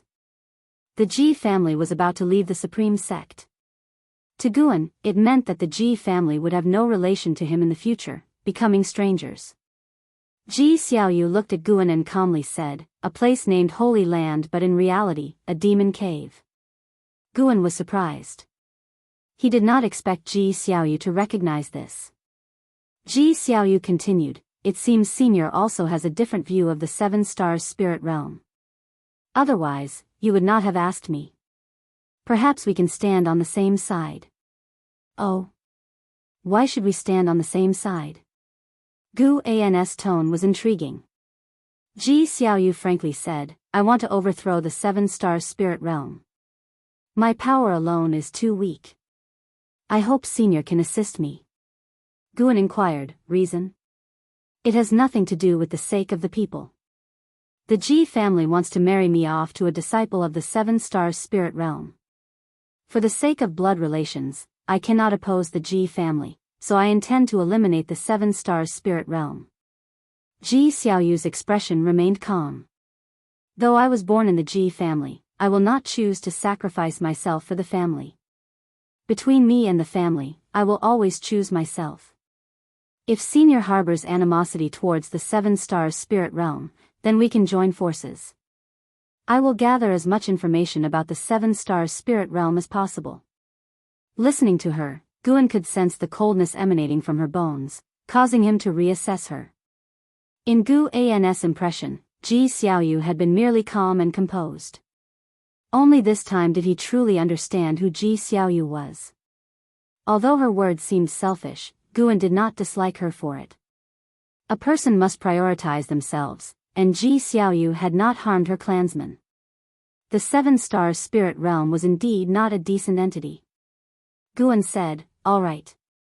Ji Xiaoyu immediately raised her hand in salute to Guan. "Do you know that the root cause of the demon calamity comes from the seven-star spirit realm?" Guan suddenly asked. Upon hearing this, Ji Xiaoyu frowned and said, "I only know some of the evil deeds the seven-star spirit realm has done. I guess there might be a connection, but I don't know the specific reasons." Guan then told her what he had learned.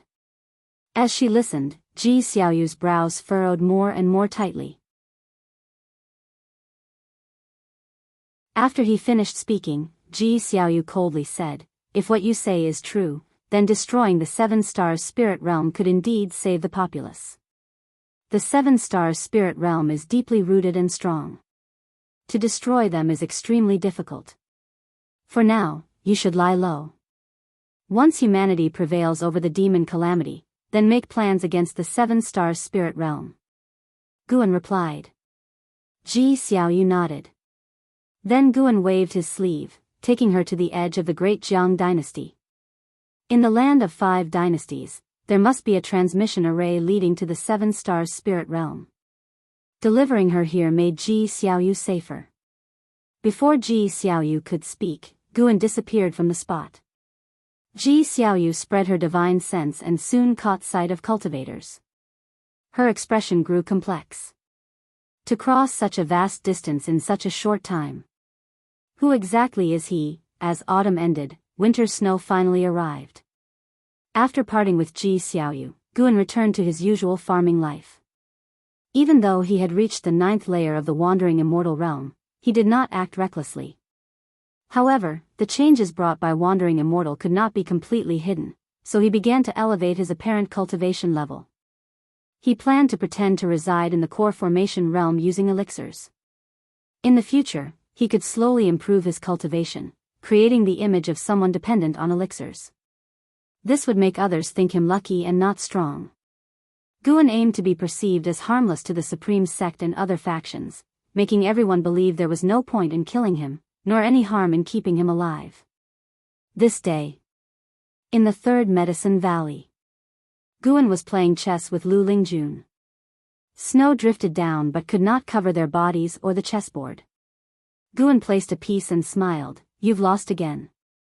Lu Lingjun frowned, puzzled. She had calculated countless scenarios. How did she still lose? It didn't make sense, she thought. She was in the mystic heart realm. Unable to restrain herself, she asked, "Why can't I beat you?" "You're too hasty." "Being hasty leads to flaws," Guan replied. Chess was something he brought to this world. How could he lose? He had to defend the dignity of Wuxia people. Lu Lingjun couldn't help but ponder. At that moment, a figure flew over, Elder Gu Zong's son, Gu Yu. He quickly landed beside Guan, excitedly saying, "Guan, the true inheritor disciple has returned.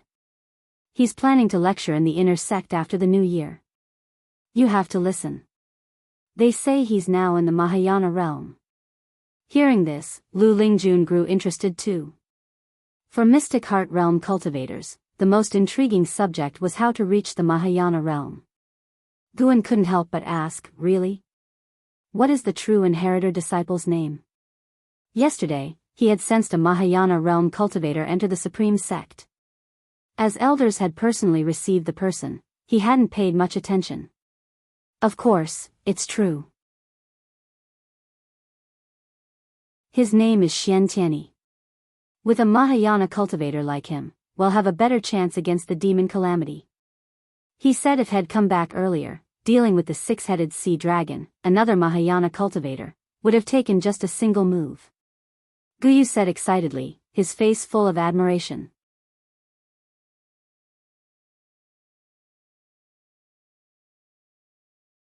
Chapter 172, Regret having met too late. Journey to the West. Guyu's arrival interrupted the chess game between Guan and Lu Lingjun.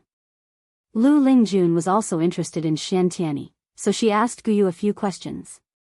After chatting for a while, Guyu finally left. Guan noticed Lu Lingjun's drifting thoughts and knew she was thinking about Xiantiani. He stood up and turned to leave. Lu Lingjun suddenly said, "After the new year, you should go listen to the teachings too. It's a rare opportunity, as great cultivators are not often seen." Guan turned back to look at her, seeing her face full of longing. He chuckled lightly without saying more. The influence of a Mahayana realm cultivator's teachings was immense. As winter approached, more and more disciples returned, and cultivators from other sects also came. Xiantiani's name spread throughout the immortal cultivation world, and his cultivation achievements were revealed and widely circulated. Supreme Sect's strongest genius since ancient times, core formation at 20, nascent soul formation at 42, divinity transformation at 70, void crossing at 100, and unification at 200. Due to his extraordinary talent, Supreme Sect hid his true age before he reached the unification realm. When he attained the 9th layer of the unification realm, he went south to seek immortal fate directly. This made Supreme Sect even more cautious about mentioning his talent, fearing great calamity. He searched overseas for immortals for 300 years, and upon his return, he had already reached the Mahayana realm. With Supreme Sect's grand promotion of Xiantiani's legendary life, his name shook the world in a short time, overshadowing the 9 cultivators.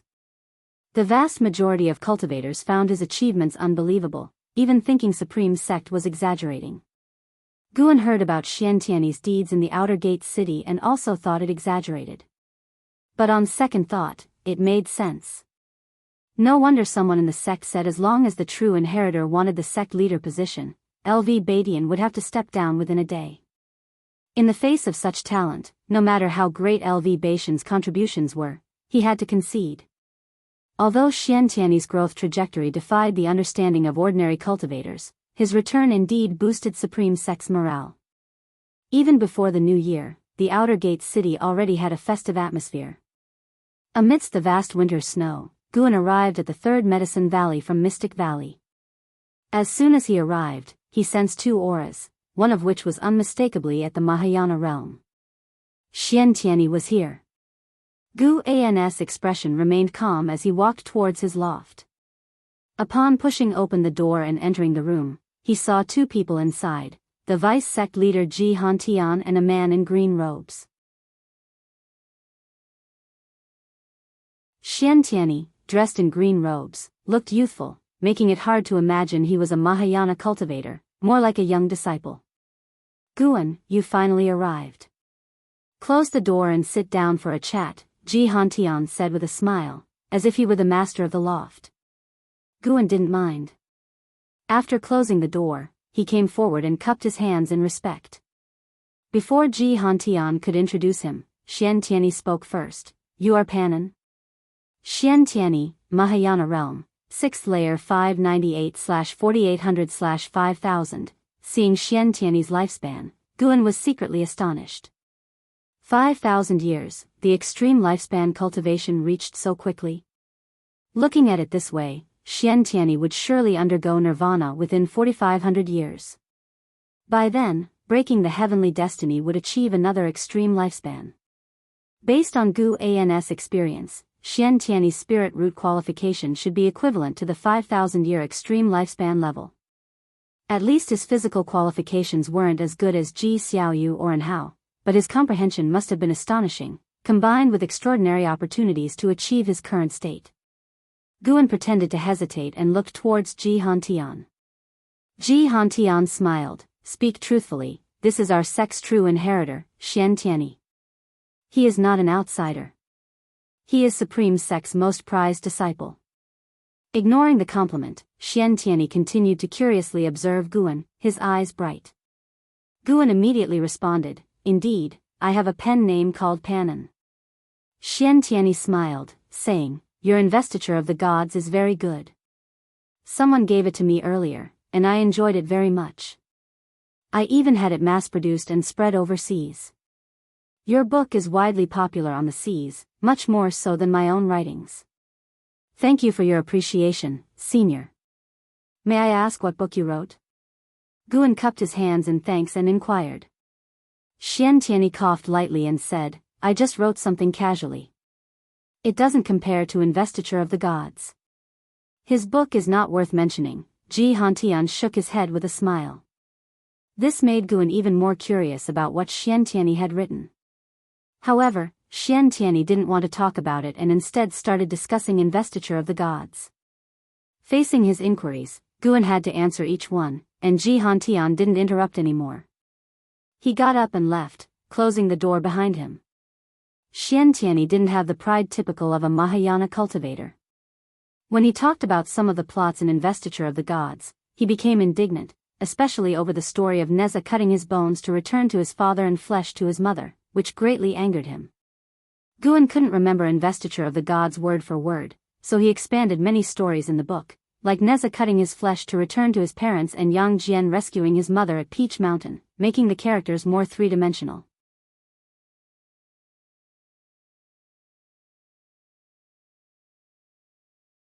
However, Guan decided to put on an act. So, he pretended to decline. Xiantiani didn't give up, and after several attempts, Xiantiani got angry, forcing him to agree. Since brother appreciates me, I'll call you Brother Xian from now on, Guan said helplessly. Xiantiani smiled broadly, taking out a jade scroll. Here is my cultivation technique. Take it and practice. After the new year, I'll send a batch of cultivation resources to you. This isn't good, right? Guan said, holding the jade scroll with embarrassment. Xiantiani glared. If you feel bad, then write a second Investiture of the Gods. Stop writing Shattering Void. It's too absurd and tasteless. Guan, holding on to the advantage, could only laugh. All right, I'll definitely write it. Oh. Do you already have a plan? It's called Journey to the West. I'll tell you in advance. Journey to the West? It doesn't sound as good as Investiture of the Gods. You should think it over again.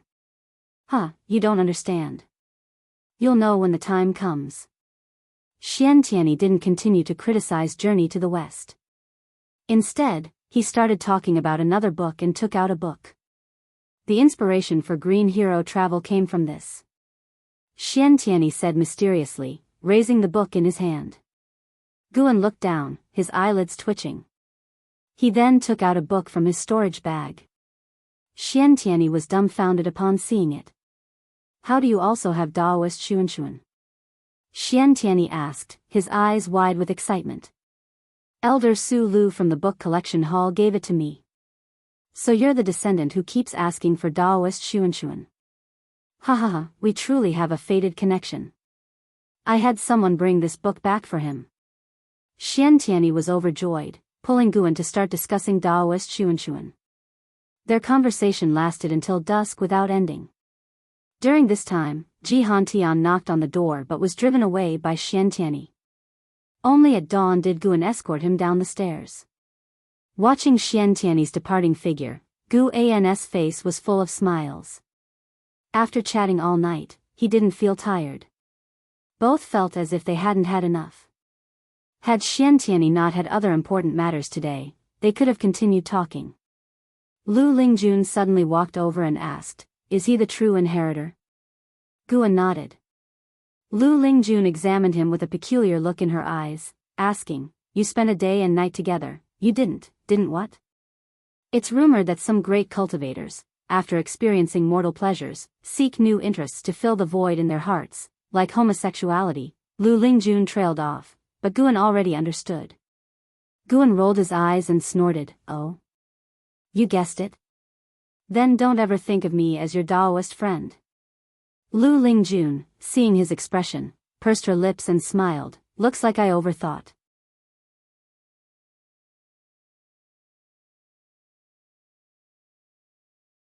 Chapter 173, Heavenly Dao Trap. Difference between immortal and mortal. The new year had arrived, and the atmosphere this spring festival was even more lively than in previous years.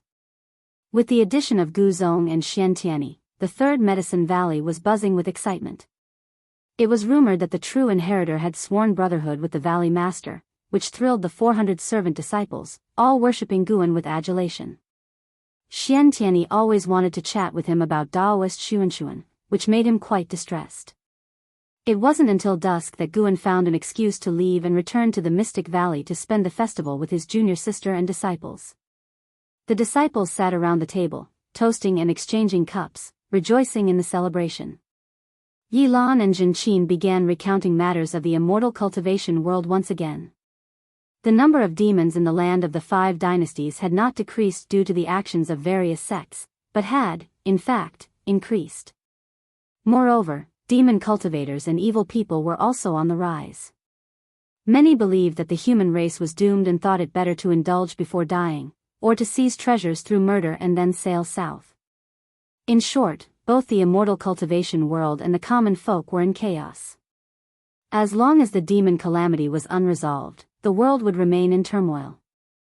Zhenqin had once complained why the mountain god did not take action, but Guan, pretending he wasn't the mountain god, remained silent. Didn't the mountain god say, why should he protect the human race? If demons worship him, why can't he support them? The strength of a race ultimately depends on itself, not the favor of immortals, Yilan remarked nonchalantly. Having been in the law enforcement hall for so long, she had seen too many sins, giving her deep life experiences. The more evil she had witnessed, the more she cherished Guan, Zhenqin, and Xiaochuan. Many cultivators ended up lonely at the end of their paths. Having companions in life was a blessing. Guan listened quietly, occasionally chiming in. No matter how chaotic the world became, he had no intention of taking it upon himself to save it. However, he would still occasionally descend from the mountain to relieve suffering, aiding some fated beings without upsetting the grand scheme of things. After all, he was still unsure of the strength of the Seven Stars spirit realm. Even if he knew, he couldn't protect the continent alone. Doing so would mean that all future calamities befalling the continent would fall on his shoulders, and any enemies targeting the continent would first come after him. The mere thought gave him a headache. Zhen Qin mentioned Su Han again, saying that Su Han had followed the 9 Nether 13 evil to Tianwei. Recently, Su Han had just absorbed the spiritual power of a divinity transformation realm cultivator, causing a stir in the immortal cultivation world. The Supreme Sect had also dispatched great cultivators to kill Su Han but ended up being severely injured by the 9 Nether 13 evil. Guan thought that the person being merely injured might have been due to the 9 Nether 13 evil considering the face of Sword Venerable Fudao. The world situation was changing, and Guan only wanted to watch from the sidelines. His target was the Demon Emperor and the Demon Ancestor. Once the demon calamity erupted and the world plunged into chaos, he would seize the opportunity to eliminate the Demon Emperor and the Demon Ancestor, eradicating the greatest scourge of the calamity. The remaining demons would serve as grindstones for the world's cultivators. The conversation lasted deep into the night, and Yilan and Zhen Qin decided to stay in the Mystic Valley and leave the next day. Yilan even came to his pavilion to confide in him. As they chatted, Yilan suddenly blew out the candle in the room. "Junior sister, what are you doing?" "Senior brother, I fear the calamity may strike at any time and do not wish to have regrets before I die." "You again?" "Senior brother, though I may not be your Daoist friend, let us cherish the feelings we have now." "What say you?" "Junior sister, we should not be like this." "Senior brother, I really like you, stop it." "Senior brother, don't make me use force." Bang! Bang! Bang! Sounds of physical confrontation echoed inside the room. Come morning, Guan and Yilan came downstairs, Guan walking ahead with a smug expression. Yilan, rubbing her wrist, looked at him with a resentful gaze. They had fought last night. Yilan had tried to use force, but surprisingly could not overpower Guan. In the end, she was unsuccessful and inevitably felt disappointed. Yet, thinking of how Guan had restrained her, a smile tugged at her lips. So, senior brother likes this sort of thing. Yilan began to understand Guan a little more. She quietly rubbed her backside, counting how many times senior brother had struck her last night. After finishing her morning exercises, Yilan and Zhen Qin left. Guan then sneaked into the 8 scenic caves. As he approached the green vine tree, Jiang Qiong, with her eyes closed, said, "Last night was the spring festival, wasn't it?" "It was really lively." "Yes, I brought you some pastries made by the disciples." Guan responded, squatting down and taking out the pastries and wine. Jiang Qiong opened her eyes and looked at him. "Do you like your junior sister Yi?" she asked. Guan replied, "To say I don't like her at all would be a lie, but I feel I cannot accept her now. It would delay our cultivation." "Oh? And why do you think it would cause a delay?" Jiang Qiong asked, intrigued. "Once someone is in your heart, you can't help but think of them. If the relationship is confirmed, feelings turn into responsibility, and you'll consider that person in everything you do. This inevitably affects your cultivation. I'm not afraid of being affected myself, but I hope she can cultivate peacefully without my influence," Guan said earnestly. He spoke from the bottom of his heart. Yilan had poor aptitude and now needed to find a way to cultivate the primordial reincarnation skill to change her extreme lifespan. Guan could choose to accompany her for the last 100 years of her life, but he didn't want her to have only 100 years now. If love lasts forever, why not cherish every moment together? Guan raised his wine cup, offering it to Jiang Qiong. Jiang Qiong looked into his clear eyes, feeling as if she was seeing him for the first time. This boy still had a romantic heart. Jiang Qiong asked, "How do you know you'll definitely live longer than her? What if you die first, and her years of painstaking cultivation lead to a regretful second half of her life? What then?" Guan smiled proudly. "To be honest, I now possess 2 slices of the Medicine Valley, with an endless supply of medicinal herbs. Even if I don't cultivate much, living a few hundred years just by relying on elixirs isn't hard. A few hundred years? Jiang Qiong found it amusing. This boy's perspective was really narrow. But for some reason, the thought of Guan passing away in a few hundred years while she continued to pursue the elusive immortal path made her inexplicably uneasy. Come on, drink. Not drunk, no return. Jiang Qiong suddenly said with a stern face. Guan immediately raised his cup. An hour later, when Jiang Qiong still wanted to drink more, Guan saw things were going awry and found an excuse to leave. But Jiang Qiong pulled him back. Jiang Qiong began forcefully making him drink. To hide his cultivation level, he had to pretend to be weak against alcohol. This was spiritual wine. If a Foundation Establishment realm cultivator drank too much, they would definitely get drunk. Eventually, he had to pretend to be drunk, lying on the ground. Jiang Qiong sat on the ground, looking at Guan, letting out a breath of relief. This boy is clearly a Foundation Establishment realm cultivator. How can he drink so much? Jiang Qiong thought to herself with a flushed face. She almost couldn't outdrink Guan. If word got out that a nascent soul realm cultivator couldn't outdrink a Foundation Establishment realm 1, it would be a huge joke. She just sat there watching Guan, her thoughts wandering. Feeling the time pass, Guan began calculating in his mind. 3 hours later, he got up to leave, having already been drunk once. If Jiang Qiong tried to stop him again, he wouldn't hesitate to flip out. After a long while, Jiang Qiong suddenly squatted in front of Guan, raising her hand to brush the hair from his face. Guan's heart pounded with tension. Wait a minute. This old demon cultivator wouldn't be greedy for my flesh, would she? Guan felt absurd. Why did so many women like him? Was it simply because he looked handsome? Hadn't these female cultivators seen handsome men before? Jiang Qiong's low voice came to his ears. Why does this boy look better and better? It's really strange, after achieving wandering immortal status, even though Guan hid his cultivation, his appearance and demeanor had a transcendent quality to them. Jiang Qiong thought it was her affection changing his image in her eyes. Sigh, what am I thinking? He's my grand disciple. Even if I'm a demon cultivator, I can't act immorally. Jiang Qiong withdrew her hand and sat down. She became silent. After a while, she suddenly kicked Guan, hitting his waist. Guan cursed inwardly. Why was this woman hitting him? She kicked him again, and Guan rolled away, putting distance between them, and shouted, more drink. What master? I don't recognize you. You definitely can't outdrink me. Seeing his drunken state, Jiang Qiong couldn't help but laugh. After that, Jiang Qiong didn't act out again. When the 3-hour period ended, Guan groggily got up, seeing Jiang Qiong meditating. He immediately snuck away.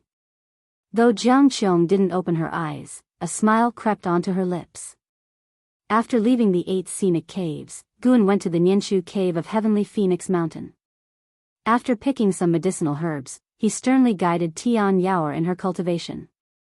He vented his frustration from Jiang Qiong on Tian Yaoer. Tian Yaoer didn't mind though. When Guan was about to leave, she clung to his arm, trying to pester him further, causing him to quickly vanish on the spot out of fright. Back at the 3rd Medicine Valley, Guan kept pondering a question. Was it that spring had come and everyone was more prone to emotions, or was he just unlucky? Why did Yilan, Jiang Qiong, and Tian Yaoer all come on to him? Fortunately, Lu Lingjun only indulged in banter and didn't actually treat him as a Daoist friend. These were all traps set by the Heavenly Dao. The Heavenly Dao wanted him to be ensnared by these women's affections, dragging him into worldly conflicts. Sooner or later, the 3 women would encounter various troubles. If he were bound to them, how could he stand idly by? Intervening more frequently would eventually attract the attention of powerful enemies. The concept of causality was complicated. The higher his cultivation, the more Guan respected causation. The intersections of fate in the mortal world seemed random, but in reality, followed certain laws. Guan pondered as he walked toward his pavilion, contemplating the way of cause and effect. In the distance, Xiao Chuan stood by the wooden fence, watching his spirit dogs playfully fight. His gaze suddenly caught sight of Guan ascending the stairs. For some reason, Xiao Chuan became lost in thought. The feeling Guan gave him was indescribable, as if his senior brother could fly away at any moment. This feeling was quite strange. He came back to his senses and smiled self-deprecatingly. Senior brother has already sworn brotherhood with Mahayana cultivators. He's long been a different league from me. I only rely on his care to live. When I pass away, he will still be young. Feeling melancholic, Xiao Chuan sighed. He was envious but bore no jealousy towards Guan, believing his senior brother deserved his current status. When he died, if there truly were an underworld, he would pray for his senior brother, wishing his immortal path smooth and worry-free. Uncle Xiao Chuan, the white spirit rat is back. An Xian suddenly ran over, interrupting his thoughts.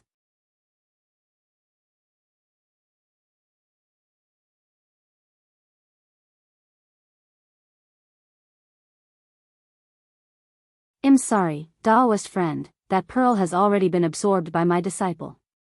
I am willing to compensate with medicinal herbs. An Xian looked at him with gratitude, while Lu Lingjun had a look of amusement. The male cultivator's cultivation level was at the nascent soul realm, and his cave was not far from the third medicine valley. Having only joined Supreme Sect 2 years ago, he was unaware of the importance of the third medicine valley.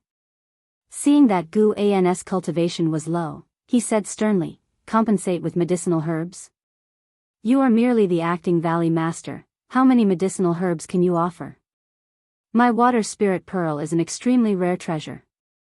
Your white spirit rat sneaked into my cave while I was away and stole it. This is unforgivable." Lu Lingjun chimed in, "The water spirit pearl is indeed rare. It can enhance a being's perception of water attribute spiritual energy." The male cultivator glared at an Xian with even more anger, making her even more anxious. Guan said helplessly, "How about 26th grade medicinal herbs?"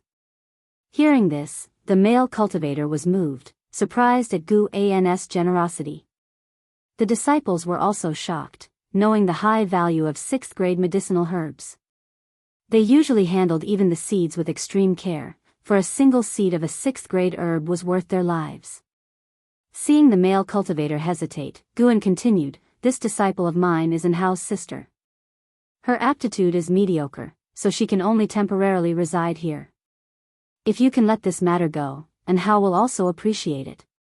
"Enhao? Which Enhao?" the male cultivator asked with a frown. Guan smiled, "Of course, the top of the golden list." The disciples were not surprised, as this had long ceased to be a secret, while an Xian opened her mouth but said nothing. When the male cultivator heard this, his expression shifted between dark and bright. He coughed once and said, "In that case, on Enhao's account, I'll accept your 26th grade medicinal herbs. But keep a better eye on your white spirit rat in the future. Thank you for your generosity, brother. I will take you to get the medicinal herbs." Guan took the male cultivator away, leaving the other disciples to discuss the event. Xiao Chuan began to comfort an Xian. She did not feel wronged, but rather ashamed, as she had received such a stroke of luck out of nowhere and caused trouble for Guan and Enhao. She felt guilty. Lu Lingjun snorted, "That kid has guts, not even letting me help." She was a member of the Hall of Elders and could have easily made the male cultivator leave with a word. This made her see Guan in a new light. Besides her, Guan had also sworn brotherhood with Xiantiani and had a close relationship with the sect leader. Even so, Guan did not resort to abusing his power, always offering sincere compensation. This character was truly admirable. After the time it takes for an incense stick to burn, the male cultivator left. Guan looked back, feeling quite emotional. Was this a fortunate mistake? If Xiao Chuan hadn't been so kind to the white spirit rat, would it have spat the pearl on his face? Xiantiani's Tao Enlightenment Conference was held as scheduled. Guan took an Xian and Xiao Chuan to the inner sect city to listen to the teachings. He didn't gain much, but for an Xian and Xiao Chuan, as well as all the inner sect disciples, it was immensely beneficial. With the successful conclusion of the Tao Enlightenment Conference, Xiantiani's prestige soared, surpassing that of the sect leader and becoming revered by everyone in the sect. In early summer, Xiantiani went to the border and killed a Mahayana realm great demon king and 3 mystic heart realm demon kings, becoming famous across 5 regions. Now, the title of the strongest under heaven was attributed to him, though many still believed Sword Venerable Fudao was stronger. As for the Daoist lord of Tsangtian sect, he had been silent since his return. Xiantiani's action greatly intimidated the demon land, giving people hope. Thus, 2 years passed. Gu An's lifespan reached over 2.5 million years. In those 2 years, he still occasionally went down the mountain. Upon learning that people called him the Green Hero, he was stunned. What was this? That night, Jianghu left, going somewhere to retrieve her belongings. Guan could only wish her safety, unable to stop her. After leaving the 1,000-mile range of Supreme Sect, Jianghu walked through the mountains and forests. Clad in a long black robe, she looked like a ghost. Suddenly, she stopped, frowning. Following her gaze, a black shadow appeared ahead, and she was startled. Demon Shadow Divine Skill. Could there still be a master of Thousand Autumn Pavilion? Wait!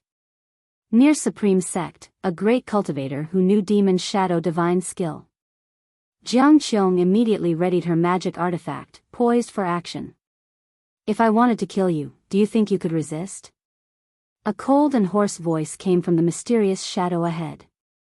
Jianghu took a deep breath and asked, "May I ask if you are Sword Venerable Fudao?" Guan raised his hand and tossed the ephemera sect hierarch token to her. She did not catch it, but took a step back and looked down at the token on the ground. The 3 words ephemera sect made her complexion change drastically. You are from ephemera sect? How is that possible? Jianghu looked at Guan in disbelief. Sword Venerable Fudao who had opposed ephemera sect was actually from ephemera sect? Guan said calmly, this is the hierarch token of ephemera sect. From now on, you are my envoy, managing ephemera sect on my behalf. You can do what you want, but don't let ephemera sect commit any more evil deeds. Upon hearing this, Jianghu immediately understood. Sword Venerable Fudao must have taken over the position of hierarch after ephemera sect's downfall, intending to change ephemera sect. She breathed a sigh of relief.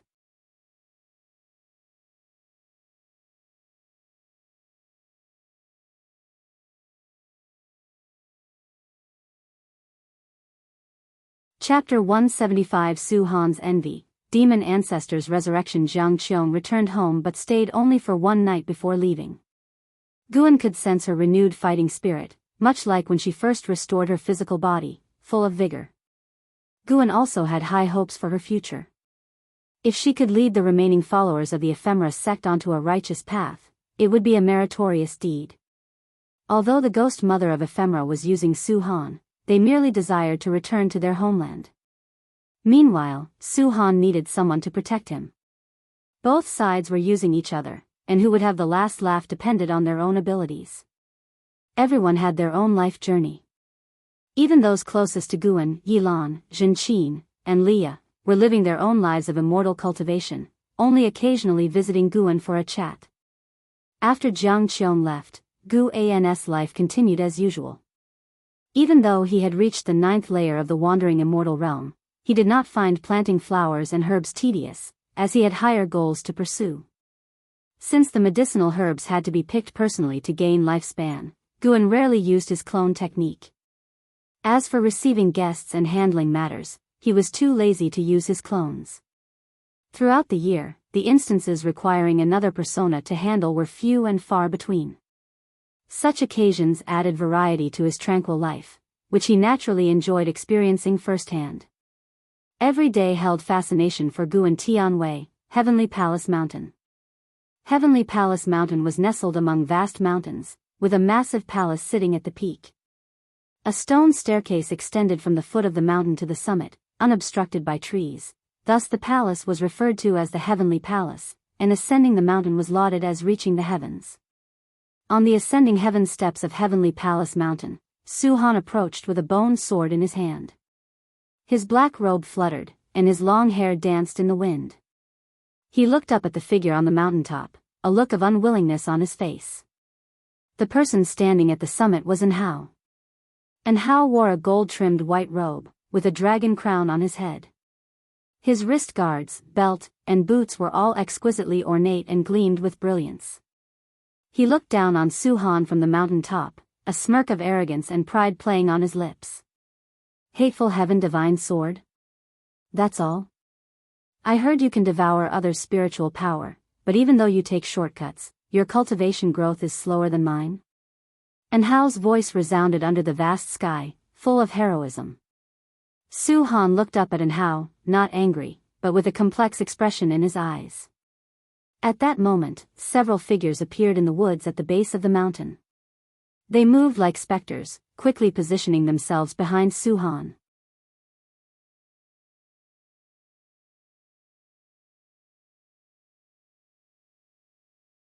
Guan sat on the staircase of a pavilion, watching the disciples clear the autumn leaves.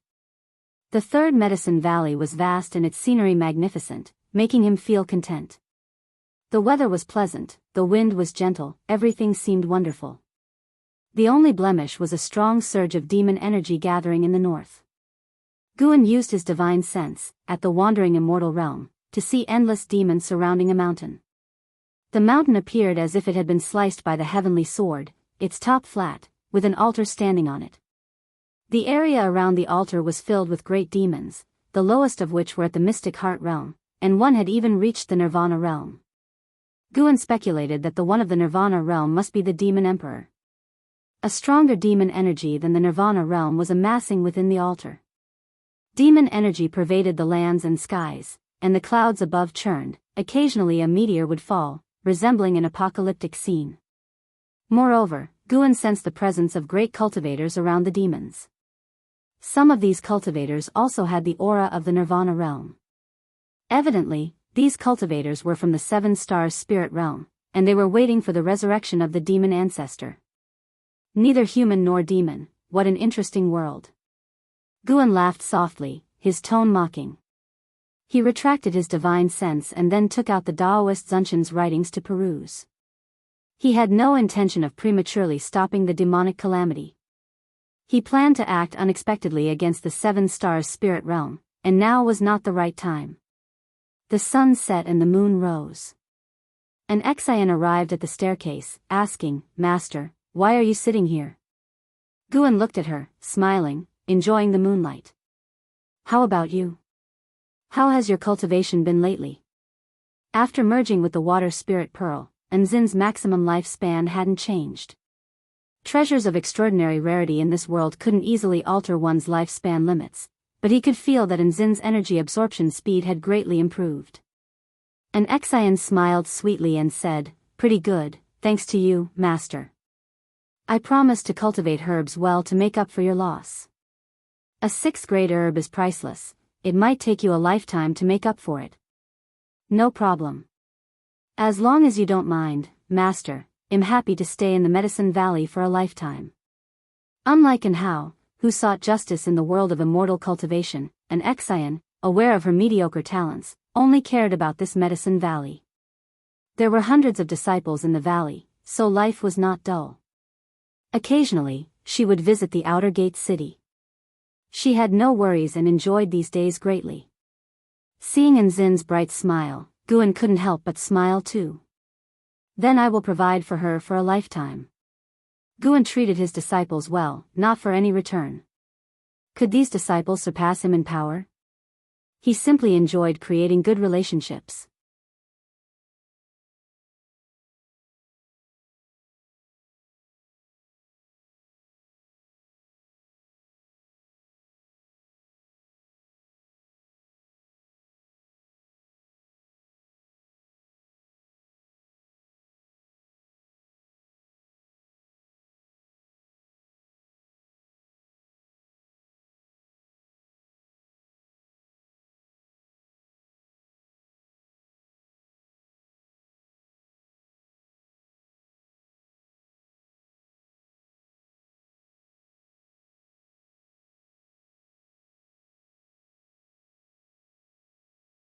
Demon Master.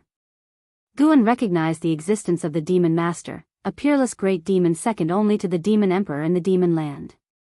To the Black Crow Demon Envoy, the Demon Master was unfathomable, his cultivation level unknown. The Demon Master certainly had another name, but the names shown in the lifespan detection may have used an alias, just as Li Xuanmiao appeared as Sage Xianmiao. Guan speculated it related to the name's renown. Most people only knew Sage Xianmiao's name but not Li Xuanmiao's, hence the lifespan detection showed the name Sage Xianmiao. The Demon Master had transformed into a middle-aged man in plain robes, with a refined and handsome appearance, devoid of any demonic energy. His cultivation seemed only at the core formation realm. He did not notice Guan, distracted by the numerous cultivators on both sides. He walked straight towards Xia, eventually standing behind him, silently observing the two characters, righteous path. After a while, the Demon Master spoke, admiringly, what a domineering sword intent. The sword Venerable Fudao lives up to his name. Xia suddenly opened his eyes, turning to look at him, an incredulous expression on his face. He quickly stood up, facing him, and asked in a low voice, "Why are you here?" The surrounding cultivators only glanced at them briefly, showing little concern. The Demon Master chuckled lightly, saying, "I came to see you, and to check out the Supreme Sect." Xia took a deep breath, trying to calm himself. He knew the Demon Master's strength. His father had said that even 72 great demon kings together could not match the Demon Master. In other words, the Demon Master's realm exceeded the Mahayana realm. Although the Supreme Sect had the enigmatic great cultivator sword Venerable Fudao, if a fight broke out, it would definitely level the Supreme Sect. Living in the Supreme Sect for so many years, Xia had grown fond of it and did not wish for its early demise. The Demon Master surveyed the heavenly repair platform, smiling, "The Supreme Sect is truly magnificent. No wonder it harbors the heavenly destiny." Heavenly destiny? What heavenly destiny? Xia asked, frowning. He was cautious, fearing someone would discover the Demon Master's true identity. The Demon Master chuckled, saying, "In my calculations, the celestial order has changed, yet I cannot discern the reason for the shift in heavenly destiny. But I found that the celestial order of the human race in the 3 dynasties has altered, with the Supreme Sect undergoing the most significant change." Xia asked in a low voice, "What is your purpose in coming here?" The Demon Master grinned, his smile growing increasingly sinister and cold. They did not notice someone leaving the heavenly repair platform.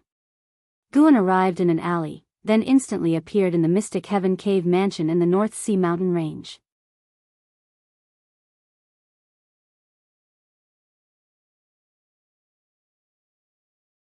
Was it because he had not caused trouble? At that moment, Xia's reverence for the sword Venerable Fudao reached its peak. He was certain that the sword Venerable Fudao was undoubtedly stronger than his father.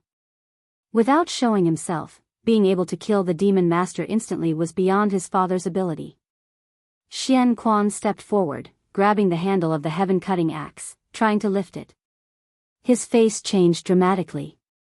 He began cultivating energy, causing the entire heavenly repair platform to tremble. Under everyone's watchful eyes, the heaven-cutting axe stood motionless, undisturbed. Everyone's eyes fixated on Xian Quan, the Supreme Elder's face extremely grave. You're tuning into the Carefree Valley YouTube channel. Don't forget to subscribe and join us on this journey to catch the most captivating stories.